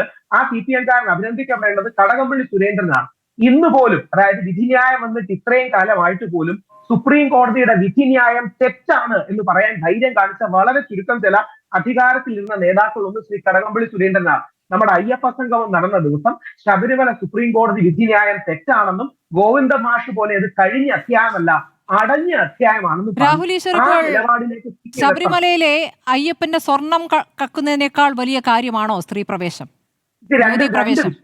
അല്ല, 2 കാര്യങ്ങളാണ്. ഒന്ന്, ശബരിമലയിലെ അയ്യപ്പന്റെ സ്വർണം അയ്യപ്പന്റെ മഹത്വം കണ്ടിട്ട് ആൾക്കാർ കൊണ്ടിട്ടതാണ്. യുവതി പ്രവേശനം നൈഷ്ഠിക ബ്രഹ്മചര്യ സങ്കല്പത്തോടും വിഗ്രഹത്തോടും ബന്ധപ്പെട്ടിരിക്കുന്നതാണ്. അജയ് തറയിൽ സാറിനോ വിശ്വാസവുമായി ബന്ധപ്പെട്ടാണല്ലോ പറയുന്നത്. അങ്ങനെ വിശ്വാസവുമായി ബന്ധപ്പെട്ട് വിശ്വാസത്തിന്റെ അധികാരികൾ എന്ന് പറയുന്നവരാണ് സ്വർണ്ണക്കൊളയിൽ ഇപ്പോൾ അകത്ത് കിടക്കുന്നത്. ആയിക്കോട്ടെ, അവരെ കുറിച്ചല്ലല്ലോ ഞാൻ പറഞ്ഞത് ശ്രീ കടകംപള്ളി സുരേന്ദ്രന്റെ ദേവസ്വം മന്ത്രിക്കോ അല്ലെങ്കിൽ പണ്ട് അജയ് തറയിൽ സാറിനോ അങ്ങോട്ടും ഇങ്ങോട്ടും രാഷ്ട്രീയത്തിന്റെ പേരിൽ അവരെ കൊടുക്കാൻ എല്ലാ ഭാഗത്തു നിന്നുള്ള ആൾക്കാർ ശ്രമിക്കുന്നുണ്ട്.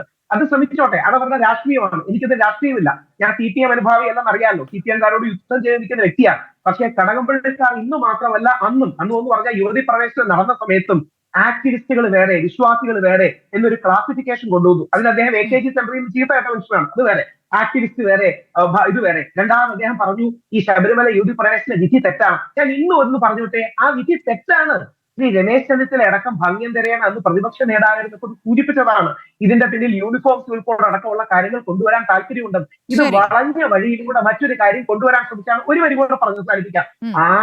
ഞാൻ സുപ്രീം കോടതികളെ ഏറ്റവും ബഹുമാനമാണ്. സർക്കാർ നിലപാട് മാറ്റണമെന്നാണ് എന്റെ ആഗ്രഹം. സർക്കാർ ഓർത്തു വെക്കേണ്ട കാര്യം, നിങ്ങൾ നിലപാടെടുത്താലും ഇല്ലെങ്കിൽ ശബരിമല യുവതികളെ കയറ്റാൻ പോണില്ല. ഞങ്ങളടക്കം ജീവിച്ചിരിക്കുന്ന കാലത്ത് ശബരിമല യുവതികളെ കയറ്റാൻ സമ്മതിക്കില്ല. അന്ന് റിപ്പോർട്ടർ ചാനലിൽ ഞാൻ പറഞ്ഞൊരു കാര്യമുണ്ട്, എന്റെ നെഞ്ച് ചവിട്ടിലെ യുവതികൾ കയറുന്നു. ഒരുപാട് കാലം അത് ട്രോളായിട്ട് വന്നു. പക്ഷെ ഞങ്ങൾ ജയിക്കുന്നതിന്റെ കാരണം ഞങ്ങളുടെ മഹത്വമല്ല, ഞങ്ങൾ പറയുന്ന സത്യത്തിന്റെ മഹത്വമാണ്.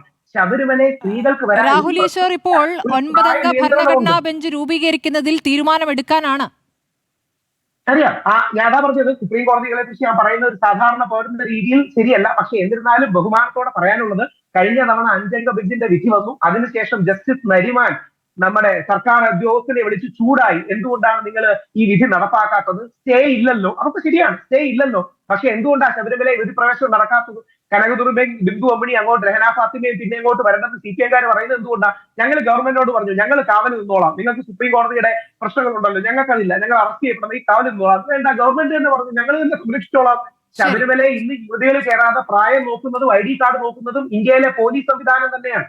അതിന്റെ കാരണം ഞങ്ങൾ പറയുന്ന സത്യമാണ്. ആ സുപ്രീം കോടതി വിധി തെറ്റാണ്. ഈ ജഡ്ജിമാരെ വിമർശിക്കുകയല്ല, വിധിയെ വിമർശിക്കാം. നമ്മുടെ ഇന്ത്യൻ ഭരണഘടന അനുവദിക്കുന്നുണ്ട്.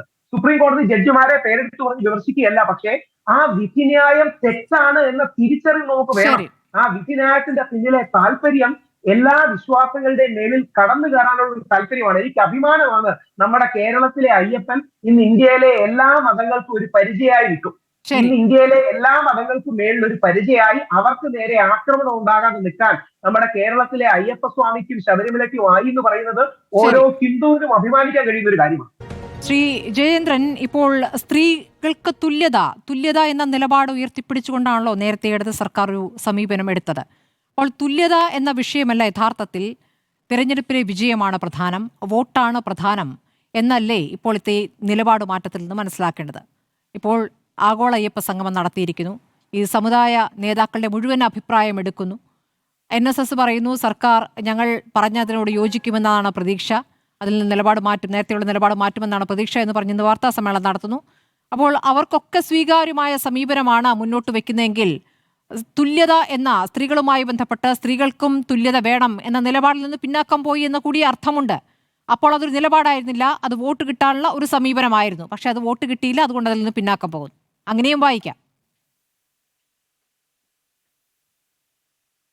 അങ്ങനെയും വായിക്കാം എന്ന് പറഞ്ഞിടത്തോളം ശരി, അങ്ങനെയും അത്രേ ഉള്ളൂ.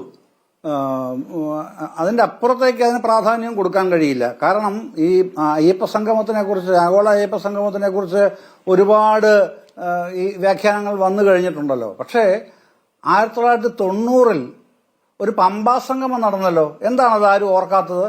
ഒരു ചാനലിലും ഒരു മാധ്യമപ്രവർത്തകരും അതിനെക്കുറിച്ച് ചർച്ച ചെയ്യാത്ത എന്താണ്? ഒരു ദിവസം ആയിരുന്നില്ല, 3 ദിവസമായിരുന്നു അന്നത്തെ പമ്പാ സംഗമം. അന്ന് ഇടത് സർക്കാരായിരുന്നല്ലോ കേരളം ഭരിച്ചിരുന്നത്. അതിൻ്റെ അടുത്ത വർഷമാണല്ലോ ഇലക്ഷനിലേക്ക് പോയത്, 4ാം വർഷത്തെ ഇലക്ഷനിലേക്ക് പോയത് 91-ലാണ്. അത് ഒന്നും ആർക്കും ചർച്ച ചെയ്യണ്ടേ? അന്ന് എന്തായിരുന്നു അടിസ്ഥാന പ്രശ്നം? 3 ദിവസം ചർച്ച ചെയ്യാനുള്ള കാര്യം എന്തായിരുന്നു? ഒന്ന് അന്വേഷിക്കണം. നല്ലതാണ്.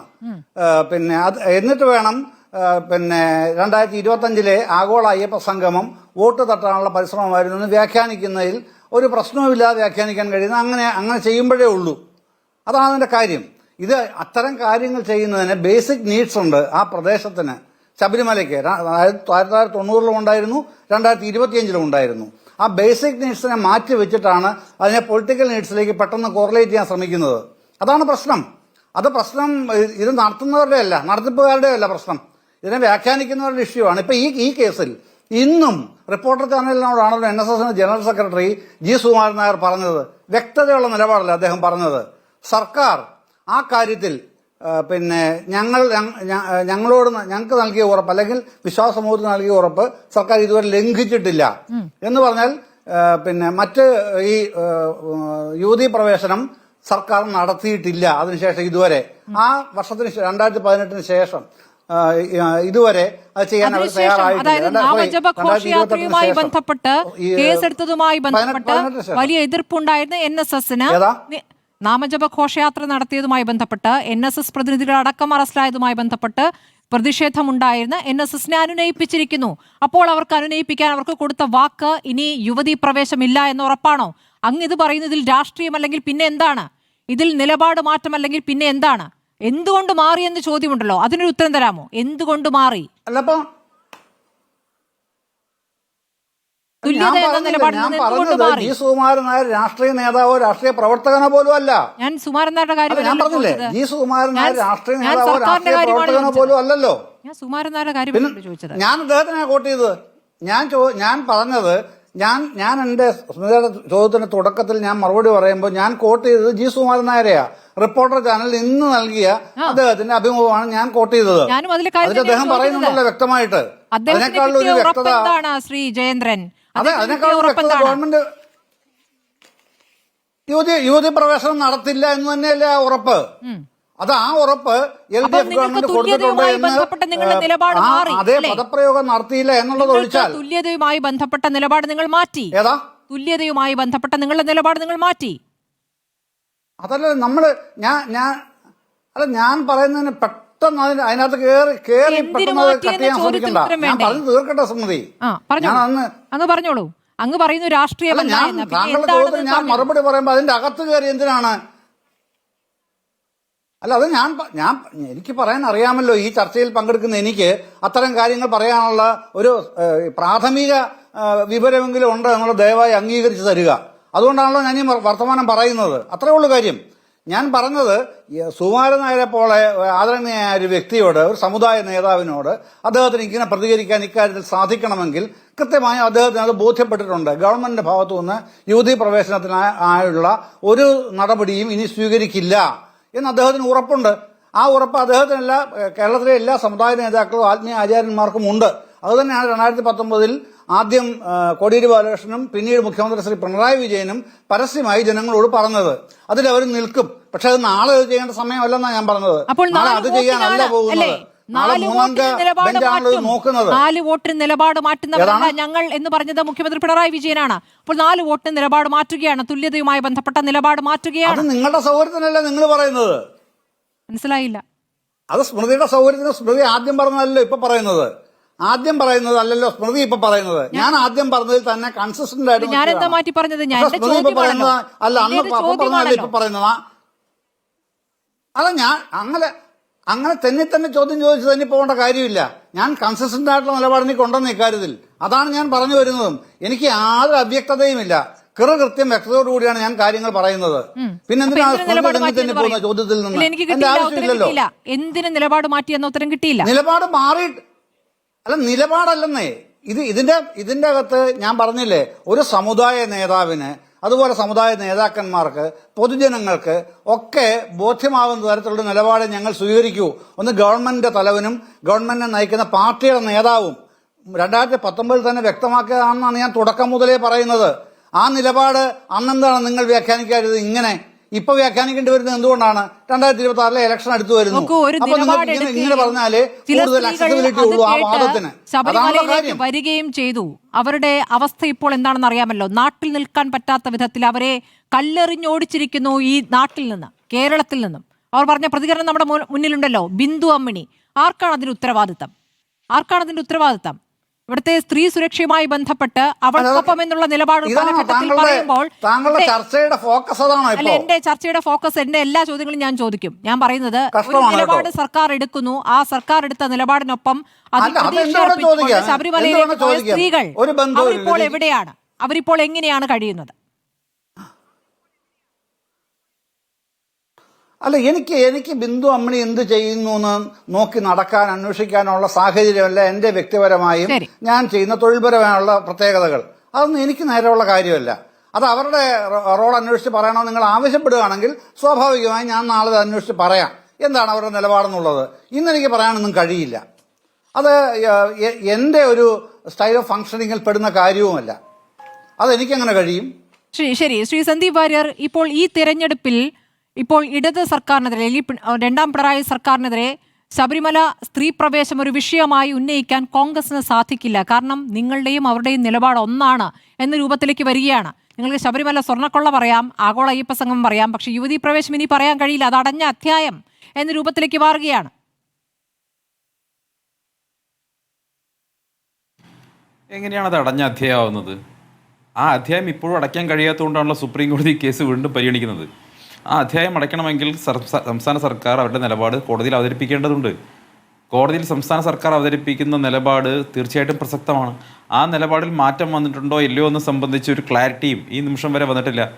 പക്ഷെ ഒരു കാര്യം പറയാം, ഈ ചർച്ച കണ്ടുകൊണ്ടിരിക്കുന്ന കേരളത്തിലെ ബഹുജനങ്ങളോട് പറയാം, ഇക്കാര്യത്തിൽ UDF ഉമ്മൻചാണ്ടി സർക്കാർ അധികാരത്തിലിരുന്നപ്പോൾ VS സർക്കാർ കൊടുത്ത നിലപാട് മാറ്റി സത്യവാങ്മൂലം തിരുത്തി ആചാര ലംഘനം അനുവദിക്കാൻ പറ്റില്ല എന്നുള്ള വളരെ ശക്തവും അതുപോലെ ധൈര്യപൂർവ്വമുള്ളൊരു നിലപാട് സ്വീകരിച്ചിരുന്നു. വിശ്വാസികൾക്ക് അനുകൂലമായിട്ടുള്ള നിലപാടാണ് അന്ന് സുപ്രീം കോടതിയിൽ UDF സ്വീകരിച്ചത്. എന്തായാലും ഇവരുടെ ഈ നിലപാട് പുറത്തു പറയാൻ സാധിക്കാത്ത പ്രശ്നമൊക്കെ ഏതാനും ദിവസങ്ങളുടെ മാത്രം ഇനിയൊരു പ്രശ്നമാണ്. UDF സർക്കാർ അധികാരത്തിൽ വന്നാൽ തീർച്ചയായിട്ടും വിശ്വാസികൾക്ക് അനുകൂലമായിട്ടുള്ള നിലപാട്, നേരത്തെ പ്രഖ്യാപിത നിലപാടിലേക്ക് UDF സർക്കാർ പോകും എന്നുള്ള കാര്യം പ്രതിപക്ഷ നേതാവ് ഉൾപ്പെടെയുള്ളവർ സൂചിപ്പിച്ചിട്ടുണ്ടല്ലോ. അപ്പോൾ അതുകൊണ്ട് തന്നെ വിശ്വാസികൾക്ക് ആശങ്കപ്പെടാനൊന്നുമില്ല. ഇവരുടെ നിലപാടൊന്നുമല്ല ആത്യന്തികമായിട്ട് ഇവിടെ പ്രസക്തമാവാൻ പോകുന്നത്. വിശ്വാസികൾ ഇവർക്ക് കനത്ത തിരിച്ചടി കൊടുക്കുമെന്നുള്ളത് ഒരു തർക്കവും വേണ്ട. ഇവിടെ ഈ നിലപാടുകൾ എന്തുകൊണ്ടാണ് പുറത്തു പറയണം, തുറന്നു പറയാൻ തയ്യാറാകണം എന്ന് പറയുന്നത്? കാരണം ഇവർ ആരെയാണ് വഞ്ചിച്ചുകൊണ്ടിരിക്കുന്നത്? അയ്യപ്പ സംഗമത്തിന് ക്ഷണിച്ചു കൊണ്ടുവന്നിട്ടുള്ള വിവിധ ഹിന്ദു വിഭാഗങ്ങളെ മുഴുവൻ പറഞ്ഞു പറ്റിക്കുകയല്ലേ ചെയ്യുന്നത്. അല്ലെങ്കിൽ അവർ നിലപാട് വ്യക്തമാക്കണം. എന്താണ് ശബരിമലയുമായി ബന്ധപ്പെട്ട് അവർ പഴയ നിലപാട് തിരുത്തിയിട്ടുണ്ടോ? ഇപ്പോഴും പിണറായി വിജയൻ പണ്ട് പറഞ്ഞതുപോലെ തുല്യതയും അടക്കമുള്ള ഭരണഘടനാ മൂല്യങ്ങൾക്കാണ് വിശ്വാസത്തെക്കാളും ആചാരങ്ങളെക്കാളും പ്രാമുഖ്യം നൽകേണ്ടത് എന്ന നിലപാടിൽ തന്നെയല്ലേ ഇപ്പോഴും ഈ ഭരണകൂടം നിൽക്കുന്നത്? ആ നിലപാട് സത്യവാങ്മൂലം മാറ്റാത്തിടത്തോളം കാലം ഇവർക്ക് എങ്ങനെയാണ് അത് വിശ്വാസികൾക്കൊപ്പമാണ് തങ്ങളെന്ന് പറയാൻ സാധിക്കുക? അപ്പോൾ ഒരേ സമയത്ത് ഇരയോടൊപ്പം ഓടുകയും വേട്ടക്കാരോടൊപ്പം വേട്ടയാടുകയും ചെയ്യുന്ന സമീപനം എങ്ങനെയാണ് അവർക്ക് സ്വീകരിക്കാൻ സാധിക്കുന്നത്? ഇതെല്ലാം കണ്ടുകൊണ്ടിരിക്കുന്ന കേട്ടുകൊണ്ടിരിക്കുന്ന കേരളത്തിലെ പ്രബുദ്ധരായിട്ടുള്ള ജനങ്ങൾക്ക് കോമൺ സെൻസ് എന്ന് പറയുന്ന സാധനം ഉണ്ടെന്നെങ്കിൽ ഇവർ മനസ്സിലാക്കണ്ടേ? അവർക്കിതെല്ലാം മനസ്സിലാകുന്നുണ്ട്. ഇവർ കാണിക്കുന്ന തട്ടിപ്പാണ്, ശുദ്ധ പോഷ്കാണെന്നുള്ള എല്ലാവർക്കും മനസ്സിലാവുന്നുണ്ട്. ഇവിടെ സ്മൃതി ചോദിച്ച വളരെ കാര്യമാത്ര പ്രസക്തമായിട്ടുള്ള ചോദ്യത്തിന് ഇടതുപക്ഷ നിരീക്ഷണം ഒരു മറുപടിയും തന്നില്ല. കാരണം അക്കാലത്ത് ആരെയൊക്കെ അങ്ങോട്ട് ക്ഷണിച്ചു കൊണ്ടുവന്നത്? ഇവിടെ പോലീസിലുള്ള DYFIക്കാരെ ഉപയോഗിച്ചുകൊണ്ട് അങ്ങോട്ട് ആചാരലംഘനം നടത്താൻ വേണ്ടി ആരെയൊക്കെ കൊണ്ടുപോയി? ഏതൊക്കെ ആക്ടിവിസ്റ്റുകളെ കൊണ്ടുപോയി? അവരുടെയൊക്കെ ഇന്നത്തെ അവസ്ഥ എന്താണ്? നിങ്ങളെ പിണറായി വിജയൻ സർക്കാരിനെ വിശ്വസിച്ചു കൊണ്ടുപോയ ആക്ടിവിസ്റ്റുകളുടെ നിലവിലെ അവസ്ഥ എന്താണ്?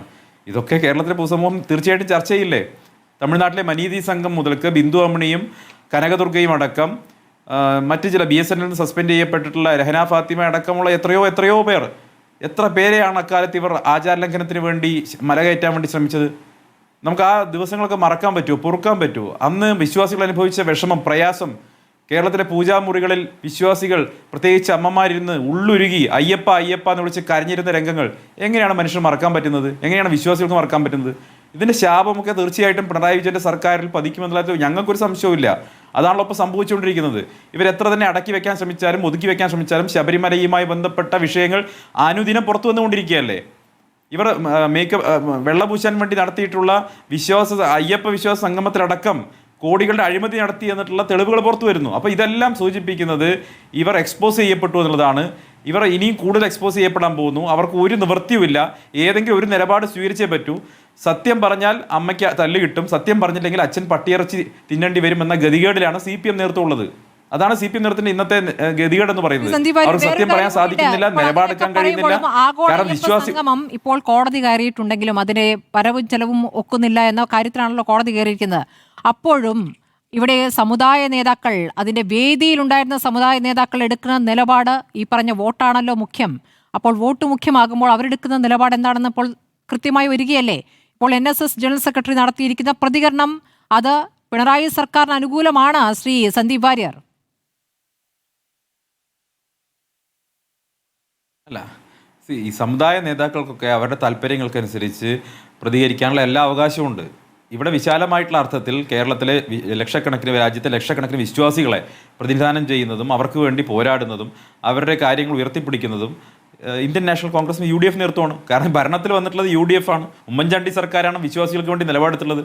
ഇവരാരുമല്ല നിലപാടെടുത്തിട്ടുള്ളത്. വിശ്വാസികൾക്ക് വേണ്ടിയുള്ള നിലപാടെടുത്തിട്ടുള്ളത് ഉമ്മൻചാണ്ടി സർക്കാരും UDF ഇന്ത്യൻ നാഷണൽ കോൺഗ്രസുമാണ്. അതിൽ ഞങ്ങൾക്ക് അഭിമാനമുണ്ട്. അത് വിശ്വാസികൾക്കറിയാം.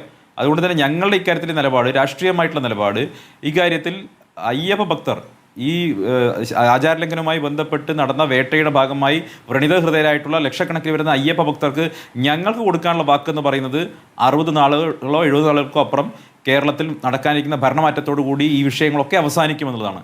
ശബരിമലയിലെ ആചാരം സംരക്ഷിക്കപ്പെടും, വിശ്വാസികളുടെ വികാരങ്ങൾ സംരക്ഷിക്കപ്പെടും എന്നുള്ളതിൽ ഞങ്ങൾക്കൊരു സംശയവുമില്ല. അത് UDFന്റെ പ്രഖ്യാപിത നിലപാടാണ്. അങ്ങനെ ഒരു നിലപാട് ആർജവത്തോടു കൂടി പറയാൻ എന്തേ പിണറായി വിജയന് കഴിയാതെ പോകുന്നു? എന്തേ ഇടതുപക്ഷത്തിന് കഴിയാതെ പോകുന്നു? എന്തേ ഗോവിന്ദ മാഷ് വാക്കുകൾക്ക് പുറകിൽ ഒളിക്കുന്നു?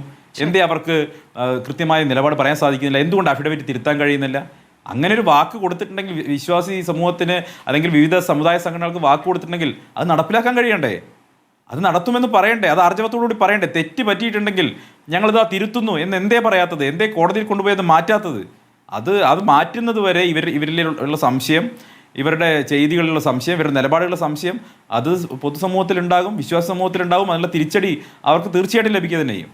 ശരി, അഡ്വക്കേറ്റ് എം ആർ അഭിലാഷ്, ഇപ്പോൾ ശബരിമല സ്ത്രീ പ്രവേശം മാത്രമാണോ ഇപ്പോൾ ഈ വിശാല ബെഞ്ച് പരിഗണിക്കുക? ഇപ്പോൾ വിവിധ മതങ്ങളിൽ സ്ത്രീകൾ നേരിടുന്ന വിവേചനം അതൊരു വിഷയമായി വരുന്നുണ്ടോ? ഇപ്പോൾ മുസ്ലിം സ്ത്രീകൾക്ക് പള്ളികളിൽ പോകാൻ പറ്റാത്ത കാര്യം, ജൈനമതവുമായി ബന്ധപ്പെട്ട്, ക്രിസ്തു മതവുമായി ബന്ധപ്പെട്ടൊക്കെ സ്ത്രീകൾ നേരിടുന്ന വിവേചനങ്ങളുണ്ട്, അതും കൂടി പരിഗണിക്കുന്നുണ്ടോ? അത്തരം ചില സൂചനകൾ കൂടി വരുന്നുണ്ടായിരുന്നു. സ്ത്രീകൾ പൊതുവെ ആരാധനാലയങ്ങളിൽ നേരിടുന്ന വിവേചനങ്ങളല്ല ഇവിടെ പരിഗണിക്കപ്പെടുന്നത്. സമാനമായിട്ടുള്ള ചില കേസുകൾ, ഇപ്പൊ ദാവൂദി ബോറ കമ്മ്യൂണിറ്റിയുമായി ബന്ധപ്പെട്ട് ഇസ്ലാം മതത്തില് സ്ത്രീകൾക്ക് ആരാധനാലയത്തിൽ പ്രവേശിക്കുവാനുള്ള അവകാശത്തെ സംബന്ധിച്ച് അങ്ങനെ കുറെ കേസുകൾ കൂടെ ഈ കേസിന്റെ കൂട്ടത്തിൽ പരിഗണിക്കപ്പെടുന്നുണ്ട്. ഭരണഘടനാ വിഷയങ്ങളായിട്ട് ഉന്നയിക്കപ്പെട്ടിട്ടുള്ള ചോദ്യങ്ങൾ ഈ കേസുകളുമായിട്ട് ബന്ധപ്പെട്ട് പ്രസക്തമാണ് എന്നതിലാണ് ഈ 9 ജഡ്ജ് ബെഞ്ച് ഈ കേസുകളിലെ ചോദ്യങ്ങൾ കൂടെ പരിഗണിക്കുന്നത്. അപ്പോൾ ഈ 9 ജഡ്ജ് ബെഞ്ച് ഡിക്ലെയർ ചെയ്യുന്ന ആ നിയമതത്വങ്ങൾ ഈ കേസുകളിലെ തീരുമാനത്തെയും ബാധിക്കുമെന്നുള്ളത് കൊണ്ടാണ് എല്ലാ വിഷയങ്ങളും ഒരുമിച്ച് പരിഗണിക്കപ്പെടുന്നത്. ഇവിടെ നേരത്തെ ഈ ചർച്ചയുടെ ആദ്യ പാദത്തിൽ ബഹുമാനപ്പെട്ട ശ്രീ ജയചന്ദ്രൻ പറഞ്ഞപ്പോ പറ്റിയൊരു തെറ്റാണെന്നാണ് ഞാൻ വിശ്വസിക്കുന്നത്. വിശ്വാസവും ആചാരവും തമ്മിലുള്ള സംഘർഷമല്ല ശ്രീ ജയചന്ദ്രൻ. വിശ്വാസവും ആചാരവും തമ്മിലുള്ള ഇതല്ല. വിശ്വാസവും അവകാശം എന്ന് പറയുന്ന അവകാശപ്പെടുന്ന കാര്യങ്ങളും തമ്മിലുള്ള, അല്ലെങ്കിൽ ഒന്നുകൂടെ ഒന്ന് റിഫൈൻ ചെയ്യുകയാണെങ്കിൽ വിശ്വാസവും അവിശ്വാസവും തമ്മിലുള്ള ഒരു സംഘർഷമാണ് ഈ കോടതിയുടെ പരിഗണനയ്ക്ക് വരുന്നത്. കാരണം ഈ ശബരിമലയിലെ പ്രവേശനം വേണമെന്ന് പറഞ്ഞുകൊണ്ട് ഈ വിപ്ലവ മുദ്രാവാക്യങ്ങളും മുഴക്കിക്കൊണ്ട് ഇരുട്ടിന്റെ മറവിൽ അവിടെ ചെന്ന് കയറുവാനും ക്യാമറകളുടെ സപ്പോർട്ടോടുകൂടി, ജേർണലിസ്റ്റുകളുടെ ഹോൾ ഹാർട്ടഡ് ആയിട്ടുള്ള സപ്പോർട്ടോടുകൂടി നേരിട്ടും അല്ലാതെയും സ്ത്രീകളെ, ശബരിമലയിലേക്ക് ആക്ടിവിസ്റ്റുകളെ പറഞ്ഞുവിടാനും ഒക്കെയുള്ള ശ്രമം ഉണ്ടായതിനു പുറകിൽ വിശ്വാസമല്ല, അടിസ്ഥാനപരമായിട്ട് അത് അവിശ്വാസവും ശബരിമലയെ ഒരു രാഷ്ട്രീയ പ്ലേ ഗ്രൗണ്ടായിട്ട്, ഒരു പൊളിറ്റിക്കൽ പ്ലേ ഗ്രൗണ്ടായിട്ട് മാറ്റുവാനുള്ള ബോധപൂർവമായിട്ടുള്ള ഒരു ശ്രമവുമാണ് സ്മൃതി. കേരളത്തിലും ഇന്ത്യയുടെയും വിശ്വാസ മത നിയമ ചരിത്രത്തിൽ ശബരിമല വിഷയം പൊതുവെ അതിന്റെ ആഖ്യായികയായിട്ട് രേഖപ്പെടുത്തിയിട്ടുള്ളത് രജസ്വലകളായിട്ടുള്ള സ്ത്രീകൾക്ക് പ്രവേശനം നിഷേധിച്ചിട്ടുള്ള ക്ഷേത്രം എന്നുള്ളതാണ്. അത് ഇന്ത്യൻ മോഡേൺ ഹിസ്റ്ററിയിൽ ഏറ്റവും വലിയൊരു മാനിപ്പുലേഷനാണ്. കാരണം ഒരു സ്ത്രീ മെനിസ്ട്രേഷൻ ഉണ്ടോ ഇല്ലയോ എന്നുള്ളതിന്റെ അടിസ്ഥാനത്തിലല്ല ശബരിമലയിൽ പ്രവേശനം നിഷേധിക്കപ്പെട്ടിട്ടുള്ളത്. അല്ലെങ്കിൽ ആചാരം അങ്ങനെ നിഷേധിക്കുന്നത് ഒരു വ്യക്തിയുടെ ശാരീരിക അവസ്ഥകളുമായിട്ട് ബന്ധപ്പെട്ടിട്ടുള്ളതല്ല. ഒരു സ്ത്രീ യൗവനയുക്തയാണ് എന്നുള്ളതാണ് അവിടെ വിഷയം. മറ്റുള്ള ക്ഷേത്രങ്ങളിൽ നിന്നും വ്യത്യസ്തമായിട്ട് ശബരിമലയിൽ അയ്യപ്പൻ അവസാനമായി പോയി ഇരുന്ന സ്ഥലമാണ്. അയ്യപ്പൻ ജീവനോടുകൂടി ഇപ്പോഴും അവിടെ കുടികൊള്ളുന്നുണ്ട് എന്നുള്ളതാണ് ആ വിശ്വാസം, വിശ്വാസികളെ സംബന്ധിച്ചിടത്തോളം. മറ്റുള്ള ക്ഷേത്രങ്ങളുമായി ബന്ധപ്പെട്ട് അങ്ങനെ ഒരു വിശ്വാസമില്ല. അയ്യപ്പൻ എവിടെയാണോ കുടികൊള്ളുന്നത് അവിടെ അദ്ദേഹം സന്യാസ രൂപത്തിൽ ഇരിക്കുന്നു എന്നതുകൊണ്ട് യൗവനയുക്തകളായിട്ടുള്ള സ്ത്രീകൾ ഒന്ന് മാറി നിൽക്കുന്നതാണ് ഉചിതം. അദ്ദേഹത്തിന്റെ സന്യാസം, വിശ്വാമിത്രന്റെ വരെയും തപസ് തടസ്സപ്പെടുത്തുവാൻ മേനകയ്ക്ക് കഴിഞ്ഞിട്ടുണ്ട് എന്നുള്ള ഒരു മിത്തിക്കലായിട്ടുള്ള ഒരു പാസ്റ്റ്, അല്ലെങ്കിൽ ലെജൻഡറി ആയിട്ടുള്ള ഒരു പാസ്റ്റ് ഉണ്ട്. അപ്പൊ അങ്ങനെയുള്ള ചില വിശ്വാസങ്ങളുമായിട്ട് ബന്ധപ്പെട്ട് ശബരിമലയിൽ അയ്യപ്പൻ കുടികൊള്ളുന്നു. മറ്റുള്ള ക്ഷേത്രങ്ങളിൽ, മഹാക്ഷേത്രങ്ങളിലൊക്കെ അയ്യപ്പ വിഗ്രഹങ്ങളുണ്ട്, പക്ഷെ അവിടേക്ക് അയ്യപ്പൻ വന്ന് ഇരിക്കുന്നു എന്നുള്ളതല്ല. അപ്പൊ അങ്ങനെ ആ ഒരു പ്രത്യേക വിശ്വാസവുമായിട്ട് ബന്ധപ്പെട്ടിട്ടുള്ള ഒരു എക്സ്ക്ലൂഷൻ, അത് മെനിസ്ട്രേഷനുമായിട്ട് ബന്ധപ്പെട്ടിട്ടുള്ള ഒരു എക്സ്ക്ലൂഷനായിട്ട് ഒരു നറേറ്റീവ് ചമച്ചെടുത്ത് ഒരു പൊളിറ്റിക്കൽ നറേറ്റീവായിട്ട് കേരളത്തിൽ അതൊരു വലിയ വിഷയമായിട്ട് ഉയർത്തി, ഇതുപോലെ ഒരു വിശ്വാസവും ഇല്ലാത്ത, ഈ വിശ്വാസത്തെ ഏറ്റവും ജുബുക്സാവഹമായിട്ട് കാണുന്ന ഒരു കൂട്ടം ആക്ടിവിസ്റ്റ് രാവിന്റെ മറവിൽ അവിടെ തള്ളിക്കയറ്റി അതിന് അനുബന്ധമായിട്ട് കേരളമൊട്ടാകെ രാഷ്ട്രീയ പ്രസംഗങ്ങളും നടത്തി, പോരുവിളികളും നടത്തി, സർക്കാരിൽ ഉത്തരവാദിത്വപ്പെട്ട ചുമതലകൾ വഹിക്കുന്ന മന്ത്രിമാരുൾപ്പെടെയുള്ളവർ നടന്ന കാര്യം കേരളത്തിൽ മറക്കാൻ കഴിയില്ല. പക്ഷേ ഇതിനോട് വിയോജിക്കുന്നവർ പറയുന്ന ഒരു പ്രധാനപ്പെട്ട കാര്യം, എല്ലാ സ്വാതന്ത്ര്യങ്ങളും അല്ലെങ്കിൽ അത് നേടിയെടുക്കുന്നത് ഇത്തരം ആചാര ലംഘനങ്ങളിലൂടെയാണ്. ക്ഷേത്രപ്രവേശനം എങ്ങനെയാണ് സാധ്യമായത്? വിശ്വാസികളാണോ ക്ഷേത്രപ്രവേശനം നടത്തിയത് എന്ന ചോദ്യം അവിടെ നിൽക്കുന്നുണ്ട്. അപ്പോൾ ഇങ്ങനെയൊക്കെ ചെയ്തു കഴിഞ്ഞാലല്ലേ അവസാനം ആ സ്വാതന്ത്ര്യത്തിലേക്ക് എത്തുകയുള്ളൂ എന്ന ചോദ്യം തിരിച്ചുയരുന്നു. അല്ലല്ല, വൺ ക്വസ്റ്റ്യൻ വൺ ആൻസർ. ഈ ജാതി അയിത്ത സംബന്ധമായിട്ടുള്ള എക്സ്ക്ലൂഷൻസ് ഒന്നും തന്നെ അത് യഥാർത്ഥത്തിൽ റിലീജിയസ് സ്ക്രിപ്റ്റേഴ്സ് ഓർഡൈൻ ചെയ്യുന്നതല്ല, അനുശാസിക്കുന്നതല്ല. ഞാനിതിപ്പോ പറയുന്നത് ഈ വിഷയത്തിൽ അപ്പിയർ ചെയ്തിട്ടുള്ള ഒരു ലോയർ എന്നുള്ള നിലയിലാണ്.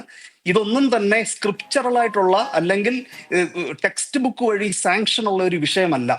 ഇവിടെ ഈ ശബരിമലയെ സംബന്ധിച്ചിടത്തോളം ശബരിമലയുടെ മൗലികമായിട്ടുള്ള ഒരു വിശ്വാസമാണ്. തീർച്ചയായിട്ടും ഞാനൊന്ന് മറുപടി പറഞ്ഞോട്ടെ, എന്നിട്ട് അങ്ങയുടെ ചോദ്യത്തിന് ഞാൻ മറുപടി പറയാം.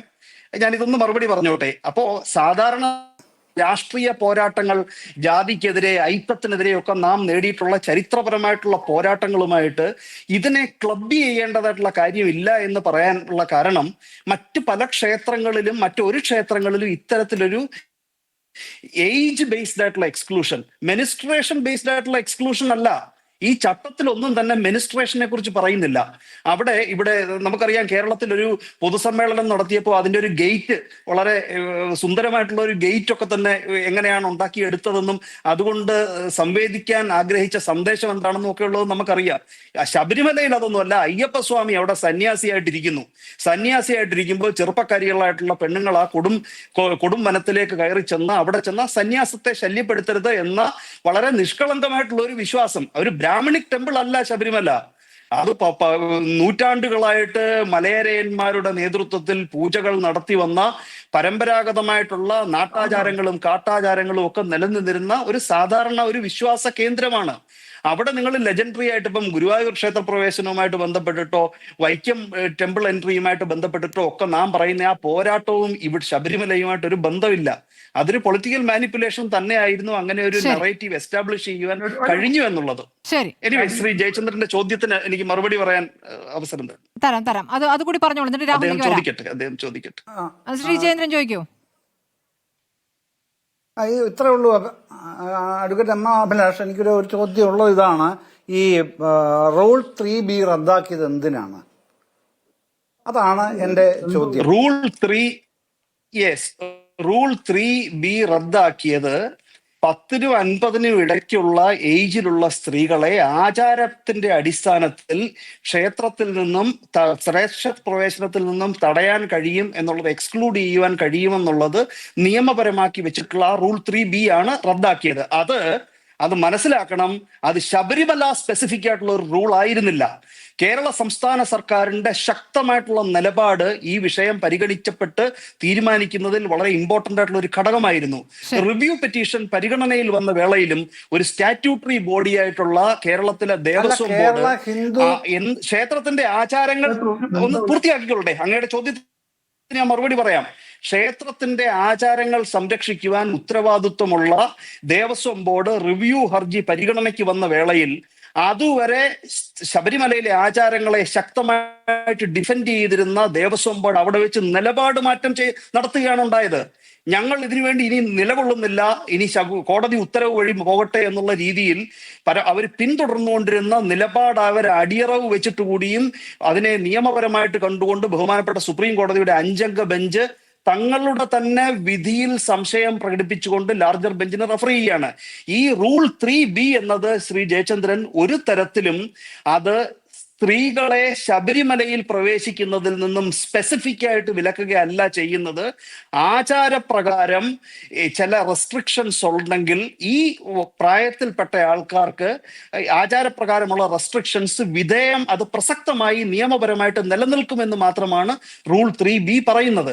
അതിനെ ഇൻവാലിഡേറ്റ് ചെയ്യാനുള്ള കാരണം സംസ്ഥാന സർക്കാരിന് എന്നാ പിന്നെ ചട്ടം അങ്ങ് ഭേദഗതി ചെയ്താൽ പോരായിരുന്നു? എന്തിനാ സുപ്രീം കോടതിയെ കൊണ്ട് ഇൻവാലിഡേറ്റ് ചെയ്യിപ്പിച്ചത്? അവർക്കതിനുള്ള പൊളിറ്റിക്കൽ വിൽ ഉണ്ടായിരുന്നെങ്കിൽ ഒരു ഉത്തരവ് വഴി അവർക്ക് അത് ഇൻവാലിഡേറ്റ് ചെയ്ത് സഭയുടെ തളത്തിൽ അത് വെക്കാമായിരുന്നുവല്ലോ.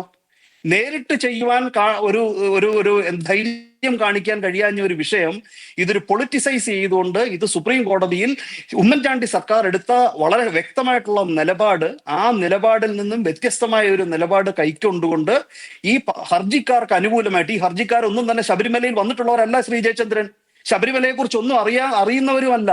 എങ്ങനെ ഈ നോർത്ത് ഇന്ത്യൻസ് ആയിട്ടുള്ള, ഇപ്പോഴും നമുക്കറിയാം നോർത്ത് ഇന്ത്യ എന്ന് പറയപ്പെടുന്ന ഈ ഭൂവിഭാഗത്തിൽ നിന്നും എത്ര പേര് ശബരിമലയിൽ വരുന്നുണ്ട്, ബോംബെയിൽ നിന്നും മഹാരാഷ്ട്രയിൽ നിന്നും കുറച്ച് ആൾക്കാർ വരുന്നുണ്ട്. നോർത്ത് ഇന്ത്യൻസിനെ സംബന്ധിച്ചിടത്തോളം ശബരിമല എന്ന് പറയുന്നത് ഇമ്മെറ്റീരിയൽ ആണ്, അവർ വരുന്ന സ്ഥലം പോലും അല്ല. അവിടെ നിന്നാണ് ലിറ്റിഗൻസ് വന്നിട്ടുള്ളത്. ആ ലിറ്റിഗൻസിനെ സപ്പോർട്ട് ചെയ്തിട്ടാണ് നമ്മുടെ കേരളത്തിലെ സംസ്ഥാന സർക്കാർ ശക്തമായിട്ടുള്ള നിലപാടെടുത്തത്. അപ്പൊ സർക്കാരിന്റെ കൊള്യൂഷൻ നിർഭാഗ്യവശാലോ ഭാഗ്യവശാലോ സർക്കാർ ആ നിലപാട് തന്നെ ഉയർത്തിപ്പിടിക്കട്ടെ. എനിക്ക് വിയോജിപ്പൊന്നുമില്ല, പക്ഷെ അത് വലിയൊരു ഘടകമായിട്ട് വന്നിട്ടുണ്ട്. ശ്രീ ജയചന്ദ്രൻ, രാഹുലിന് പറയാനുള്ളത് പറയാം, അതിനുശേഷം സന്ദീപിലേക്ക് കൂടി. ഞാൻ പറയാം. ഒന്ന്, ശബരിമലയ്ക്ക് വേണ്ടി ആദ്യമായി ജയിലിൽ കിടന്നതും 10-20 ദിവസം ജയിലിൽ പോയതും നിരാഹാരം അനുഷ്ഠിച്ച വിശ്വാസികളുള്ള ഒരാളാണ് ഞാൻ. അപ്പൊ അതുകൊണ്ടാണ് ഞാൻ പറയുന്നത്, എനിക്ക് എല്ലാ ഉത്തരവാദിത്തോടും പറയാൻ കഴിയും. ബിന്ദു അമ്മിണിയോടോ കനകദുർഗയോടോ രഹന ഫാത്തിമയോടോ ഞങ്ങൾക്കാർക്കും ഒരു പ്രതികാരവും ദേഷ്യവും ഇല്ല. അവർ ചെയ്തത് പൂർണ്ണമായും തെറ്റാണ്. ആ തെറ്റിന് അവരെ എതിർക്കുകയും വേണം. ബിന്ദു അമ്മിണിയെ ആരോ ഇതുപോലെ തല്ലുന്നത് കാണുകയുണ്ടായി. ഞാൻ ബിന്ദു അമ്മിണിയോട് പരസ്യമായി മാഫി ചോദിച്ചതാണ്. അന്ന് റിപ്പോർട്ടർ, റിപ്പബ്ലിക്, മാതൃഭൂമി 3 ചാനലുകൾക്ക് നേരെ ആക്രമണം ഉണ്ടായതാണ്. ഞാൻ അവരോടും ഒന്ന് വ്യക്തിപരമായ മാഫി ചോദിച്ചാൽ ഞങ്ങൾക്കതിൽ ആരോടും ദേഷ്യമോ കാര്യങ്ങളോ ഒന്നുമില്ല. അപ്പൊ ഈ അടുത്തിടയ്ക്ക് ശബരിമല കയറി എന്ന് പറയുന്ന ഏതോ സ്ത്രീക്ക് ഒട്ടും വയ്യാതെ കിടക്കുകയാണെന്ന് പറഞ്ഞ് എന്നെ വിളിച്ച് ഒരു പ്രത്യേക ചാനൽ വളരെ സന്തോഷത്തോടെ സംസാരിച്ചു. ഞാനപ്പോ അവരോട് പറഞ്ഞു, എനിക്കങ്ങനെ യാതൊരു സന്തോഷവും ഇല്ല. ആരെങ്കിലും വയ്യാതെ എടുക്കുന്നതിന് നമ്മൾ സന്തോഷിക്കുന്നില്ല, എന്തെങ്കിലും സാമ്പത്തിക സഹായം വേണമെങ്കിൽ ഞാൻ ചെയ്യാമെന്ന് പറഞ്ഞു. നമ്മൾ അറിഞ്ഞിരിക്കേണ്ടത് അയ്യപ്പൻ പ്രതികാരമൂർത്തിയല്ല, അയ്യപ്പൻ ഈ KGF റോക്കി ബായ് അല്ല. അതുകൊണ്ട് ഇനി താന്ത്രികപരമായി പോലും അങ്ങനെയാണ്. അയ്യപ്പൻ സന്യാസ ഭാവത്തിൽ, യോഗി ഭാവത്തിൽ, നമ്മുടെ അഭിലാഷ് സാർ പറഞ്ഞതുപോലെ ചില കാര്യങ്ങൾ അയ്യപ്പൻ നല്ല ശിക്ഷ നൽകും കേട്ടോ, ചില കാര്യങ്ങൾക്ക്. അത് ഇപ്പൊ നടന്നുകൊണ്ടിരിക്കുന്നുണ്ട്. അങ്ങനെയല്ല അത് അയ്യപ്പനെ, അത് നമ്മൾ നമ്മുടെ ആശ്വാസത്തിന് വേണ്ടി നെറേറ്റീവ് ഉണ്ടാക്കാൻ പറയുന്നതാണ്. നമ്മുടെ ഒരു ദൈവവും പ്രതികാരമൂർത്തിയല്ല, കരുണാമൂർത്തികളാണ്. അയ്യപ്പൻ വിശിഷ്യ ശാന്തഭാവത്തിൽ, യോഗി ഭാവത്തിൽ ഇരിക്കുന്നതാണ്. ഈ പ്രതികാരമൊക്കെ നമ്മൾ നമ്മുടെ മനസ്സിൽ വെച്ചിരുന്നാൽ, അതുകൊണ്ടാണ് ഞങ്ങൾക്ക് ഇത് ആരോടും ദേഷ്യമില്ല എന്ന് പറയുന്നത്. അതാണ് ഒന്ന്. രണ്ടാമത്തെ കാര്യം, ശബരിമല എല്ലാവരുടെയും അമ്പലമാണ്. അതായത് 200 വർഷം മുമ്പുള്ള ബ്രിട്ടീഷുകാരുടെ രേഖയിൽ പോലും ബ്രാഹ്മണരെ കുറിച്ച്, നായന്മാരെ കുറിച്ച്, മലയരയന്മാരെ കുറിച്ച് എല്ലാം പരാമർശവും. അയ്യപ്പന്റെ മഹത്വവും ഈ എല്ലാ ജാതി സമുദായങ്ങളെയും, നായരെ, ഈഴവനെ, ദൈവം പഠിച്ച ഒരു ഈഴവ കളരിയിലാണ്. മലയരേരെ, മുസ്ലിമായ വാവരെ, ക്രിസ്ത്യാനിയായ വെളുത്തയെ, ബ്രാഹ്മണരായ തന്ത്രിമാരെ, ഇവരെ ചേർത്ത് നിർത്തുന്നതാണ് അയ്യപ്പൻ. അതാണ് ഇന്ത്യയുടെ ടെംപ്ലേറ്റ് എന്നുള്ളത്. ഇതാണ് അതിന്റെ ഏറ്റവും വലിയ അടിസ്ഥാനം. പിന്നെ ഒരു കാര്യം കൂടി, ഞാൻ CPM എതിർക്കുന്ന വ്യക്തിയാണ്, കോൺഗ്രസ് ഭരണത്തിൽ തിരിച്ചു വരണമെന്ന് ആഗ്രഹിച്ച വ്യക്തിയാണ്. ഓർക്കുക, പിണറായി വിജയൻ അല്ല വില്ലൻ. യഥാർത്ഥത്തിൽ ഈ വിഷയത്തിൽ ഒരു വില്ലൻ ഉണ്ടെങ്കിൽ ഇന്ത്യയുടെ ഡീപ് സ്റ്റേറ്റ് എന്ന് പറയുന്ന വിഭാഗത്തിൽ ഞാൻ ജനിച്ച ബ്രാഹ്മണ സവർണ വിഭാഗത്തിലെ ആൾക്കാരാണ് കൂടുതൽ സ്വാധീനം. അവർ മതങ്ങളുടെ എല്ലാം മേളിൽ കുതിര കയറാൻ നല്ലൊരു അവസരം കിട്ടിയപ്പോൾ അത് ചെയ്തതാണ്. അതായത് ശബരിമലയിൽ ഹിന്ദു സ്ത്രീകൾക്ക് വേണ്ടി എന്തോ വലിയ ത്യാഗം ചെയ്തു.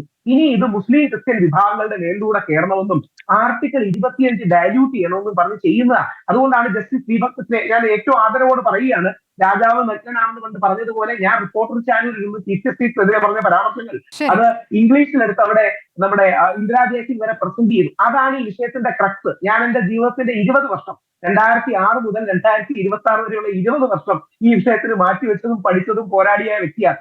ഒരുപാട് പറഞ്ഞ് അവസാനിപ്പിക്കാം. പലതവണ ഞാൻ കോടതിയിൽ വന്നിരുപ്പോ ആദ്യകാലത്ത് ഈ വിഷയത്തിൽ ആൾക്കാർ ഏറ്റെടുക്കാറുള്ള കാലത്ത് വന്നപ്പോ ഞാൻ ഒറ്റയ്ക്ക് ശബരിമല കേസ് കേൾക്കാൻ നമ്മുടെ ഭാഗത്തും ഇരുന്നിട്ടുണ്ട്. അപ്പൊ ആരോടും വിരോധമല്ല. ഇനിയെങ്കിലും ശ്രീ രാഹുൽ ഗാന്ധി നിലപാട് മാറ്റിയതുപോലെ, ശശി തരൂർ നിലപാട് മാറ്റിയതുപോലെ, മോദിജി നല്ല നിലപാട്. രാഹുൽ ഗാന്ധി നിലപാടൊന്നും മാറ്റിയിട്ടില്ല. രാഹുൽ ഗാന്ധി പിന്നെ ഒന്നും പറഞ്ഞിട്ടില്ല എന്നേ ഉള്ളൂ. ഞാൻ സന്ദീപ് വാര്യരിലേക്ക് വന്നു. ശ്രീ സന്ദീപ്, വിശ്വാസികളെ അനുകൂലിക്കുന്ന നിലപാടിലേക്ക് അദ്ദേഹം എത്തി. ശരി, ശ്രീ സന്ദീപ് വാര്യർ, അവസാനമായി ഇപ്പോൾ വിശാല ബെഞ്ച് എടുക്കുന്ന നിലപാട് നിർണായകമാകും.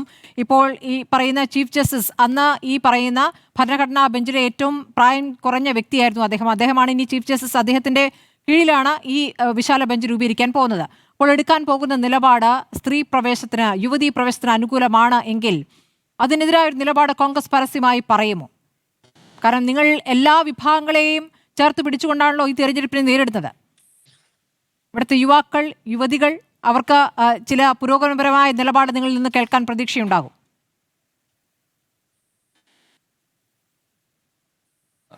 ഈ ശബരിമലയിലെ ആചാരങ്ങൾ തുടരണം എന്ന് പറയുന്നതിൽ പുരോഗമന വിരുദ്ധമായിട്ട് എന്തെങ്കിലും ഉണ്ടെന്ന് ഞാൻ കരുതുന്നില്ല.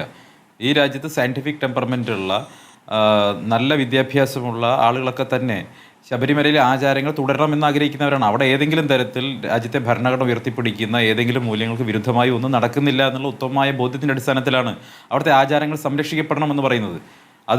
അത് ആചാരങ്ങൾ തച്ചുടയ്ക്കണമെന്ന് പറയുന്നത് പുരോഗമനപരവും, ആചാരങ്ങൾ സംരക്ഷിക്കപ്പെടണമെന്നും ഈ രാജ്യത്തെ കോടിക്കണക്കിന് വരുന്ന വിശ്വാസികളുടെ വിശ്വാസം കൂടി സംരക്ഷിക്കപ്പെടണമെന്നും പറയുന്നതും അതിൽ ഒന്ന് പുരോഗമനപരവും മറ്റൊന്ന് പുരോഗമന വിരുദ്ധമാവുന്നത് എങ്ങനെയാണ്? വാസ്തവത്തിൽ പുരോഗമനപരം ഈ രാജ്യത്ത് വിശ്വാസികളുടെ വിശ്വാസം സംരക്ഷിക്കപ്പെടണം എന്ന് പ്രഖ്യാപിക്കുന്നത് തന്നെയല്ലേ? അതിലെവിടെയെങ്കിലും തരത്തിൽ ആ വിശ്വാസം ഏതെങ്കിലും തരത്തിൽ ഭരണഘടനയുടെ ഫണ്ടമെന്റൽ റൈറ്റ്സിനെ വയലേറ്റ് ചെയ്യുന്നതാണെങ്കിൽ മാത്രമല്ലേ അവിടെ കോടതിക്ക് ഇടപെടേണ്ട കാര്യമുള്ളൂ. ഇവിടെ ഒരു തരത്തിലുള്ള ഫണ്ടമെന്റൽ റൈറ്റിനെയും ഇവിടെ വയലേറ്റ് ചെയ്യുന്നില്ല എന്ന് മാത്രമല്ല, അവിടെ സ്ത്രീകൾ കയറുന്നതിന് യാതൊരു വിരോധവുമില്ല. അവിടെ ഒരു നിശ്ചിത പ്രായപരിധിയിലുള്ള പെൺകുട്ടികൾക്ക് പ്രവേശനം മാത്രമേ അവിടെ ഒരു ആചാരവിരുദ്ധമായിട്ടുള്ളൂ. അപ്പോൾ ആ രീതിയിൽ അതിനെ ആചാര ലംഘനത്തെ ഭരണഘടനാ വിരുദ്ധമാണ് എന്ന രീതിയിൽ അതിനെ വ്യാഖ്യാനിക്കുന്നതോട് എനിക്ക് യോജിപ്പില്ല. അത് മാത്രമല്ല, UDF ഇക്കാര്യത്തിൽ വളരെ ക്ലിയർ കട്ട് സ്റ്റാൻഡ് എടുത്തിട്ടുണ്ട്. അതൊരു അഫിഡവിറ്റായിട്ട് സുപ്രീം കോടതിയിൽ കൊടുത്തിട്ടുണ്ട്. അത് ബ്ലാക്ക് ആൻഡ് വൈറ്റിൽ അവിടെ നിൽക്കുകയാണ്. അത് ഇവർ തിരുത്തിയതാണ്. ആ തിരുത്തിയത് വീണ്ടും തിരുത്തണം എന്നുള്ളതാണ് ഈ രാജ്യത്തെ ജനങ്ങൾ ആവശ്യപ്പെടുന്നത്. അതൊരു ജനകീയ ആവശ്യമാണ്. ഇവിടെ പിന്നെ ശ്രീ രാഹുൽ ഈശ്വർ പറയുന്നത് കേട്ടു, ലൈറ്റർ നോട്ടിലാണെങ്കിൽ ഇപ്പോൾ അദ്ദേഹം അയ്യപ്പൻ കരുണാമൂർത്തി എന്നൊക്കെ പറഞ്ഞു. ശരി, അയ്യപ്പൻ കരുണാമൂർത്തിയെ സംബന്ധിച്ചു. പക്ഷേ ആ അയ്യപ്പനെ വിശ്വസിക്കുന്ന ലക്ഷോപലക്ഷം വരുന്ന അയ്യപ്പ ഭക്തരുടെ പ്രാക്കുണ്ടല്ലോ, ആ പ്രാക്കിൽ നിന്ന് ഇവർക്ക് എന്തായാലും ഒഴിഞ്ഞു മാറാൻ പറ്റില്ല. ആ വിശ്വാസികളുടെ വിളി, ആ വിശ്വാസികളുടെ പ്രയാസം, അതായിരിക്കും അയ്യപ്പൻ കൂടുതലായിട്ട് കേൾക്കുക. അപ്പോൾ സ്വാഭാവികമായിട്ട് അവരുടെ വലിയ തോതിലുള്ള പ്രാർത്ഥനകൾ, അവരുടെ വലിയ തോതിലുള്ള പ്രയാസങ്ങൾ, മനപ്രയാസം, ഇതൊക്കെ എങ്ങനെയാണ് കണ്ടില്ല എന്നടിക്കാൻ സാധിക്കുക? അതിൻ്റെ എല്ലാം ശിക്ഷ, ഒരു വിശ്വാസി എന്നുള്ള നിലയ്ക്ക് അതിൻ്റെ എല്ലാം ശിക്ഷ ഇതിന് നേതൃത്വം കൊടുത്ത ആൾക്ക് കിട്ടുമെന്ന് വിശ്വസിക്കുന്ന ഒരു അയ്യപ്പ വിശ്വാസിയാണ് ഞാൻ. ശരി, അഡ്വക്കേറ്റ് എം ആർ അഭിലാഷ്, അവസാനമായി എന്തായാലും വൈകാതെ തന്നെ സർക്കാരിന് നിലപാട് മാറ്റിയെങ്കിൽ പുതിയ സത്യവാങ്മൂലം സമർപ്പിക്കേണ്ടി വരും അല്ലേ? ഇല്ല, അങ്ങനെ ഇല്ല സ്മൃതി. കോടതിയില് ഭരണഘടനാ വിഷയങ്ങളാണ്, ഈ ഉയർത്തപ്പെട്ട ചോദ്യത്തിനുള്ള ഉത്തരങ്ങളാണ് അവിടെ ചർച്ച ചെയ്യപ്പെടുന്നത്, അല്ലെങ്കിൽ ആ ഉത്തരം കണ്ടെത്താനുള്ള ശ്രമമാണ് ഉണ്ടാകുന്നത്. സത്യവാങ്മൂലം ഒന്നും സമർപ്പിക്കേണ്ടതായിട്ടില്ല. സർക്കാരിന് ഈ വിഷയങ്ങളെ സംബന്ധിച്ച് വ്യത്യസ്തമായ ഒരു കാഴ്ചപ്പാടുണ്ടെങ്കിൽ ആ കാഴ്ചപ്പാട് കോടതിയിൽ പറയുകയും കോടതി അതിനെ തീരുമാനത്തിലേക്ക് എത്താൻ വേണ്ടി അസിസ്റ്റ് ചെയ്യുകയും ചെയ്യേണ്ടതായിട്ടാണ് ഉള്ളത്. വേണമെങ്കിൽ പറഞ്ഞാൽ മതി. വേണമെങ്കിൽ പറഞ്ഞാൽ മതി. അവരുടെ പഴയ നിലപാടാണ് എന്നുണ്ടെങ്കിൽ ആ നിലപാടിൽ അധിഷ്ഠിതമായിട്ട് ഈ ചോദ്യങ്ങൾക്ക് ഉത്തരം കണ്ടെത്തുന്നതിൽ കോടതിയെ അസിസ്റ്റ് ചെയ്യുവാൻ അവരുടെ അഭിഭാഷകർക്ക്, സർക്കാരിന്റെ അഭിഭാഷകർക്ക് കഴിയും. പിന്നെ ഒരു കാര്യം ഒന്ന് ചർച്ച കൺക്ലൂഡ് ചെയ്യുന്നതിന് മുമ്പേ പറഞ്ഞുകൊള്ളട്ടെ സ്മൃതി, ഈ ഭരണഘടന തുല്യത ഉറപ്പുവരുത്തുന്ന അതേ ഭരണഘടന തന്നെയാണ് 25-26 വകുപ്പുകളിലൂടെ മതസ്വാതന്ത്ര്യവും നൽകുന്നത്. അപ്പം ഈശ്വര വിശ്വാസം എന്ന് പറഞ്ഞാൽ ഒരു കുറവല്ല. ജഡ്ജിമാരെല്ലാം ഭൂരിഭാഗം ജഡ്ജിമാരും ഈശ്വര വിശ്വാസികളുമാണ്. അതായത് കേരളത്തിലെ പൊളിറ്റിക്കൽ ഡിസ്കോഴ്സസിലൊക്കെ ഈശ്വര വിശ്വാസിയാണ്, ദൈവവിശ്വാസിയാന്നൊക്കെ പറയുന്ന ഒരു കുറവായിട്ട് കാണുന്ന ഒരു പൊളിറ്റിക്കൽ ലൈനാണ് പൊതുവെ സ്വീകരിക്കപ്പെടാറുള്ളത്. ന്യായാധിപർ ഉൾപ്പെടെയുള്ളവരെല്ലാം തന്നെ ഭൂരിഭാഗം ആൾക്കാരും വിശ്വാസികൾ തന്നെയാണ്. ഇവിടെ കോൺസ്റ്റിറ്റ്യൂഷണൽ പ്രിൻസിപ്പിൾസ് ആണ് ഇവിടെ ചർച്ച ചെയ്ത് തീരുമാനിക്കപ്പെടേണ്ടതായിട്ടുള്ളത്. വളരെ നന്ദി ശ്രീ എം ആർ അഭിലാഷ്, ശ്രീ സന്ദീപ് വാര്യ, ശ്രീ എം ജയചന്ദ്രൻ, രാഹുൽ ഈശ്വർ ചർച്ചയിൽ പങ്കെടുത്തതിന്.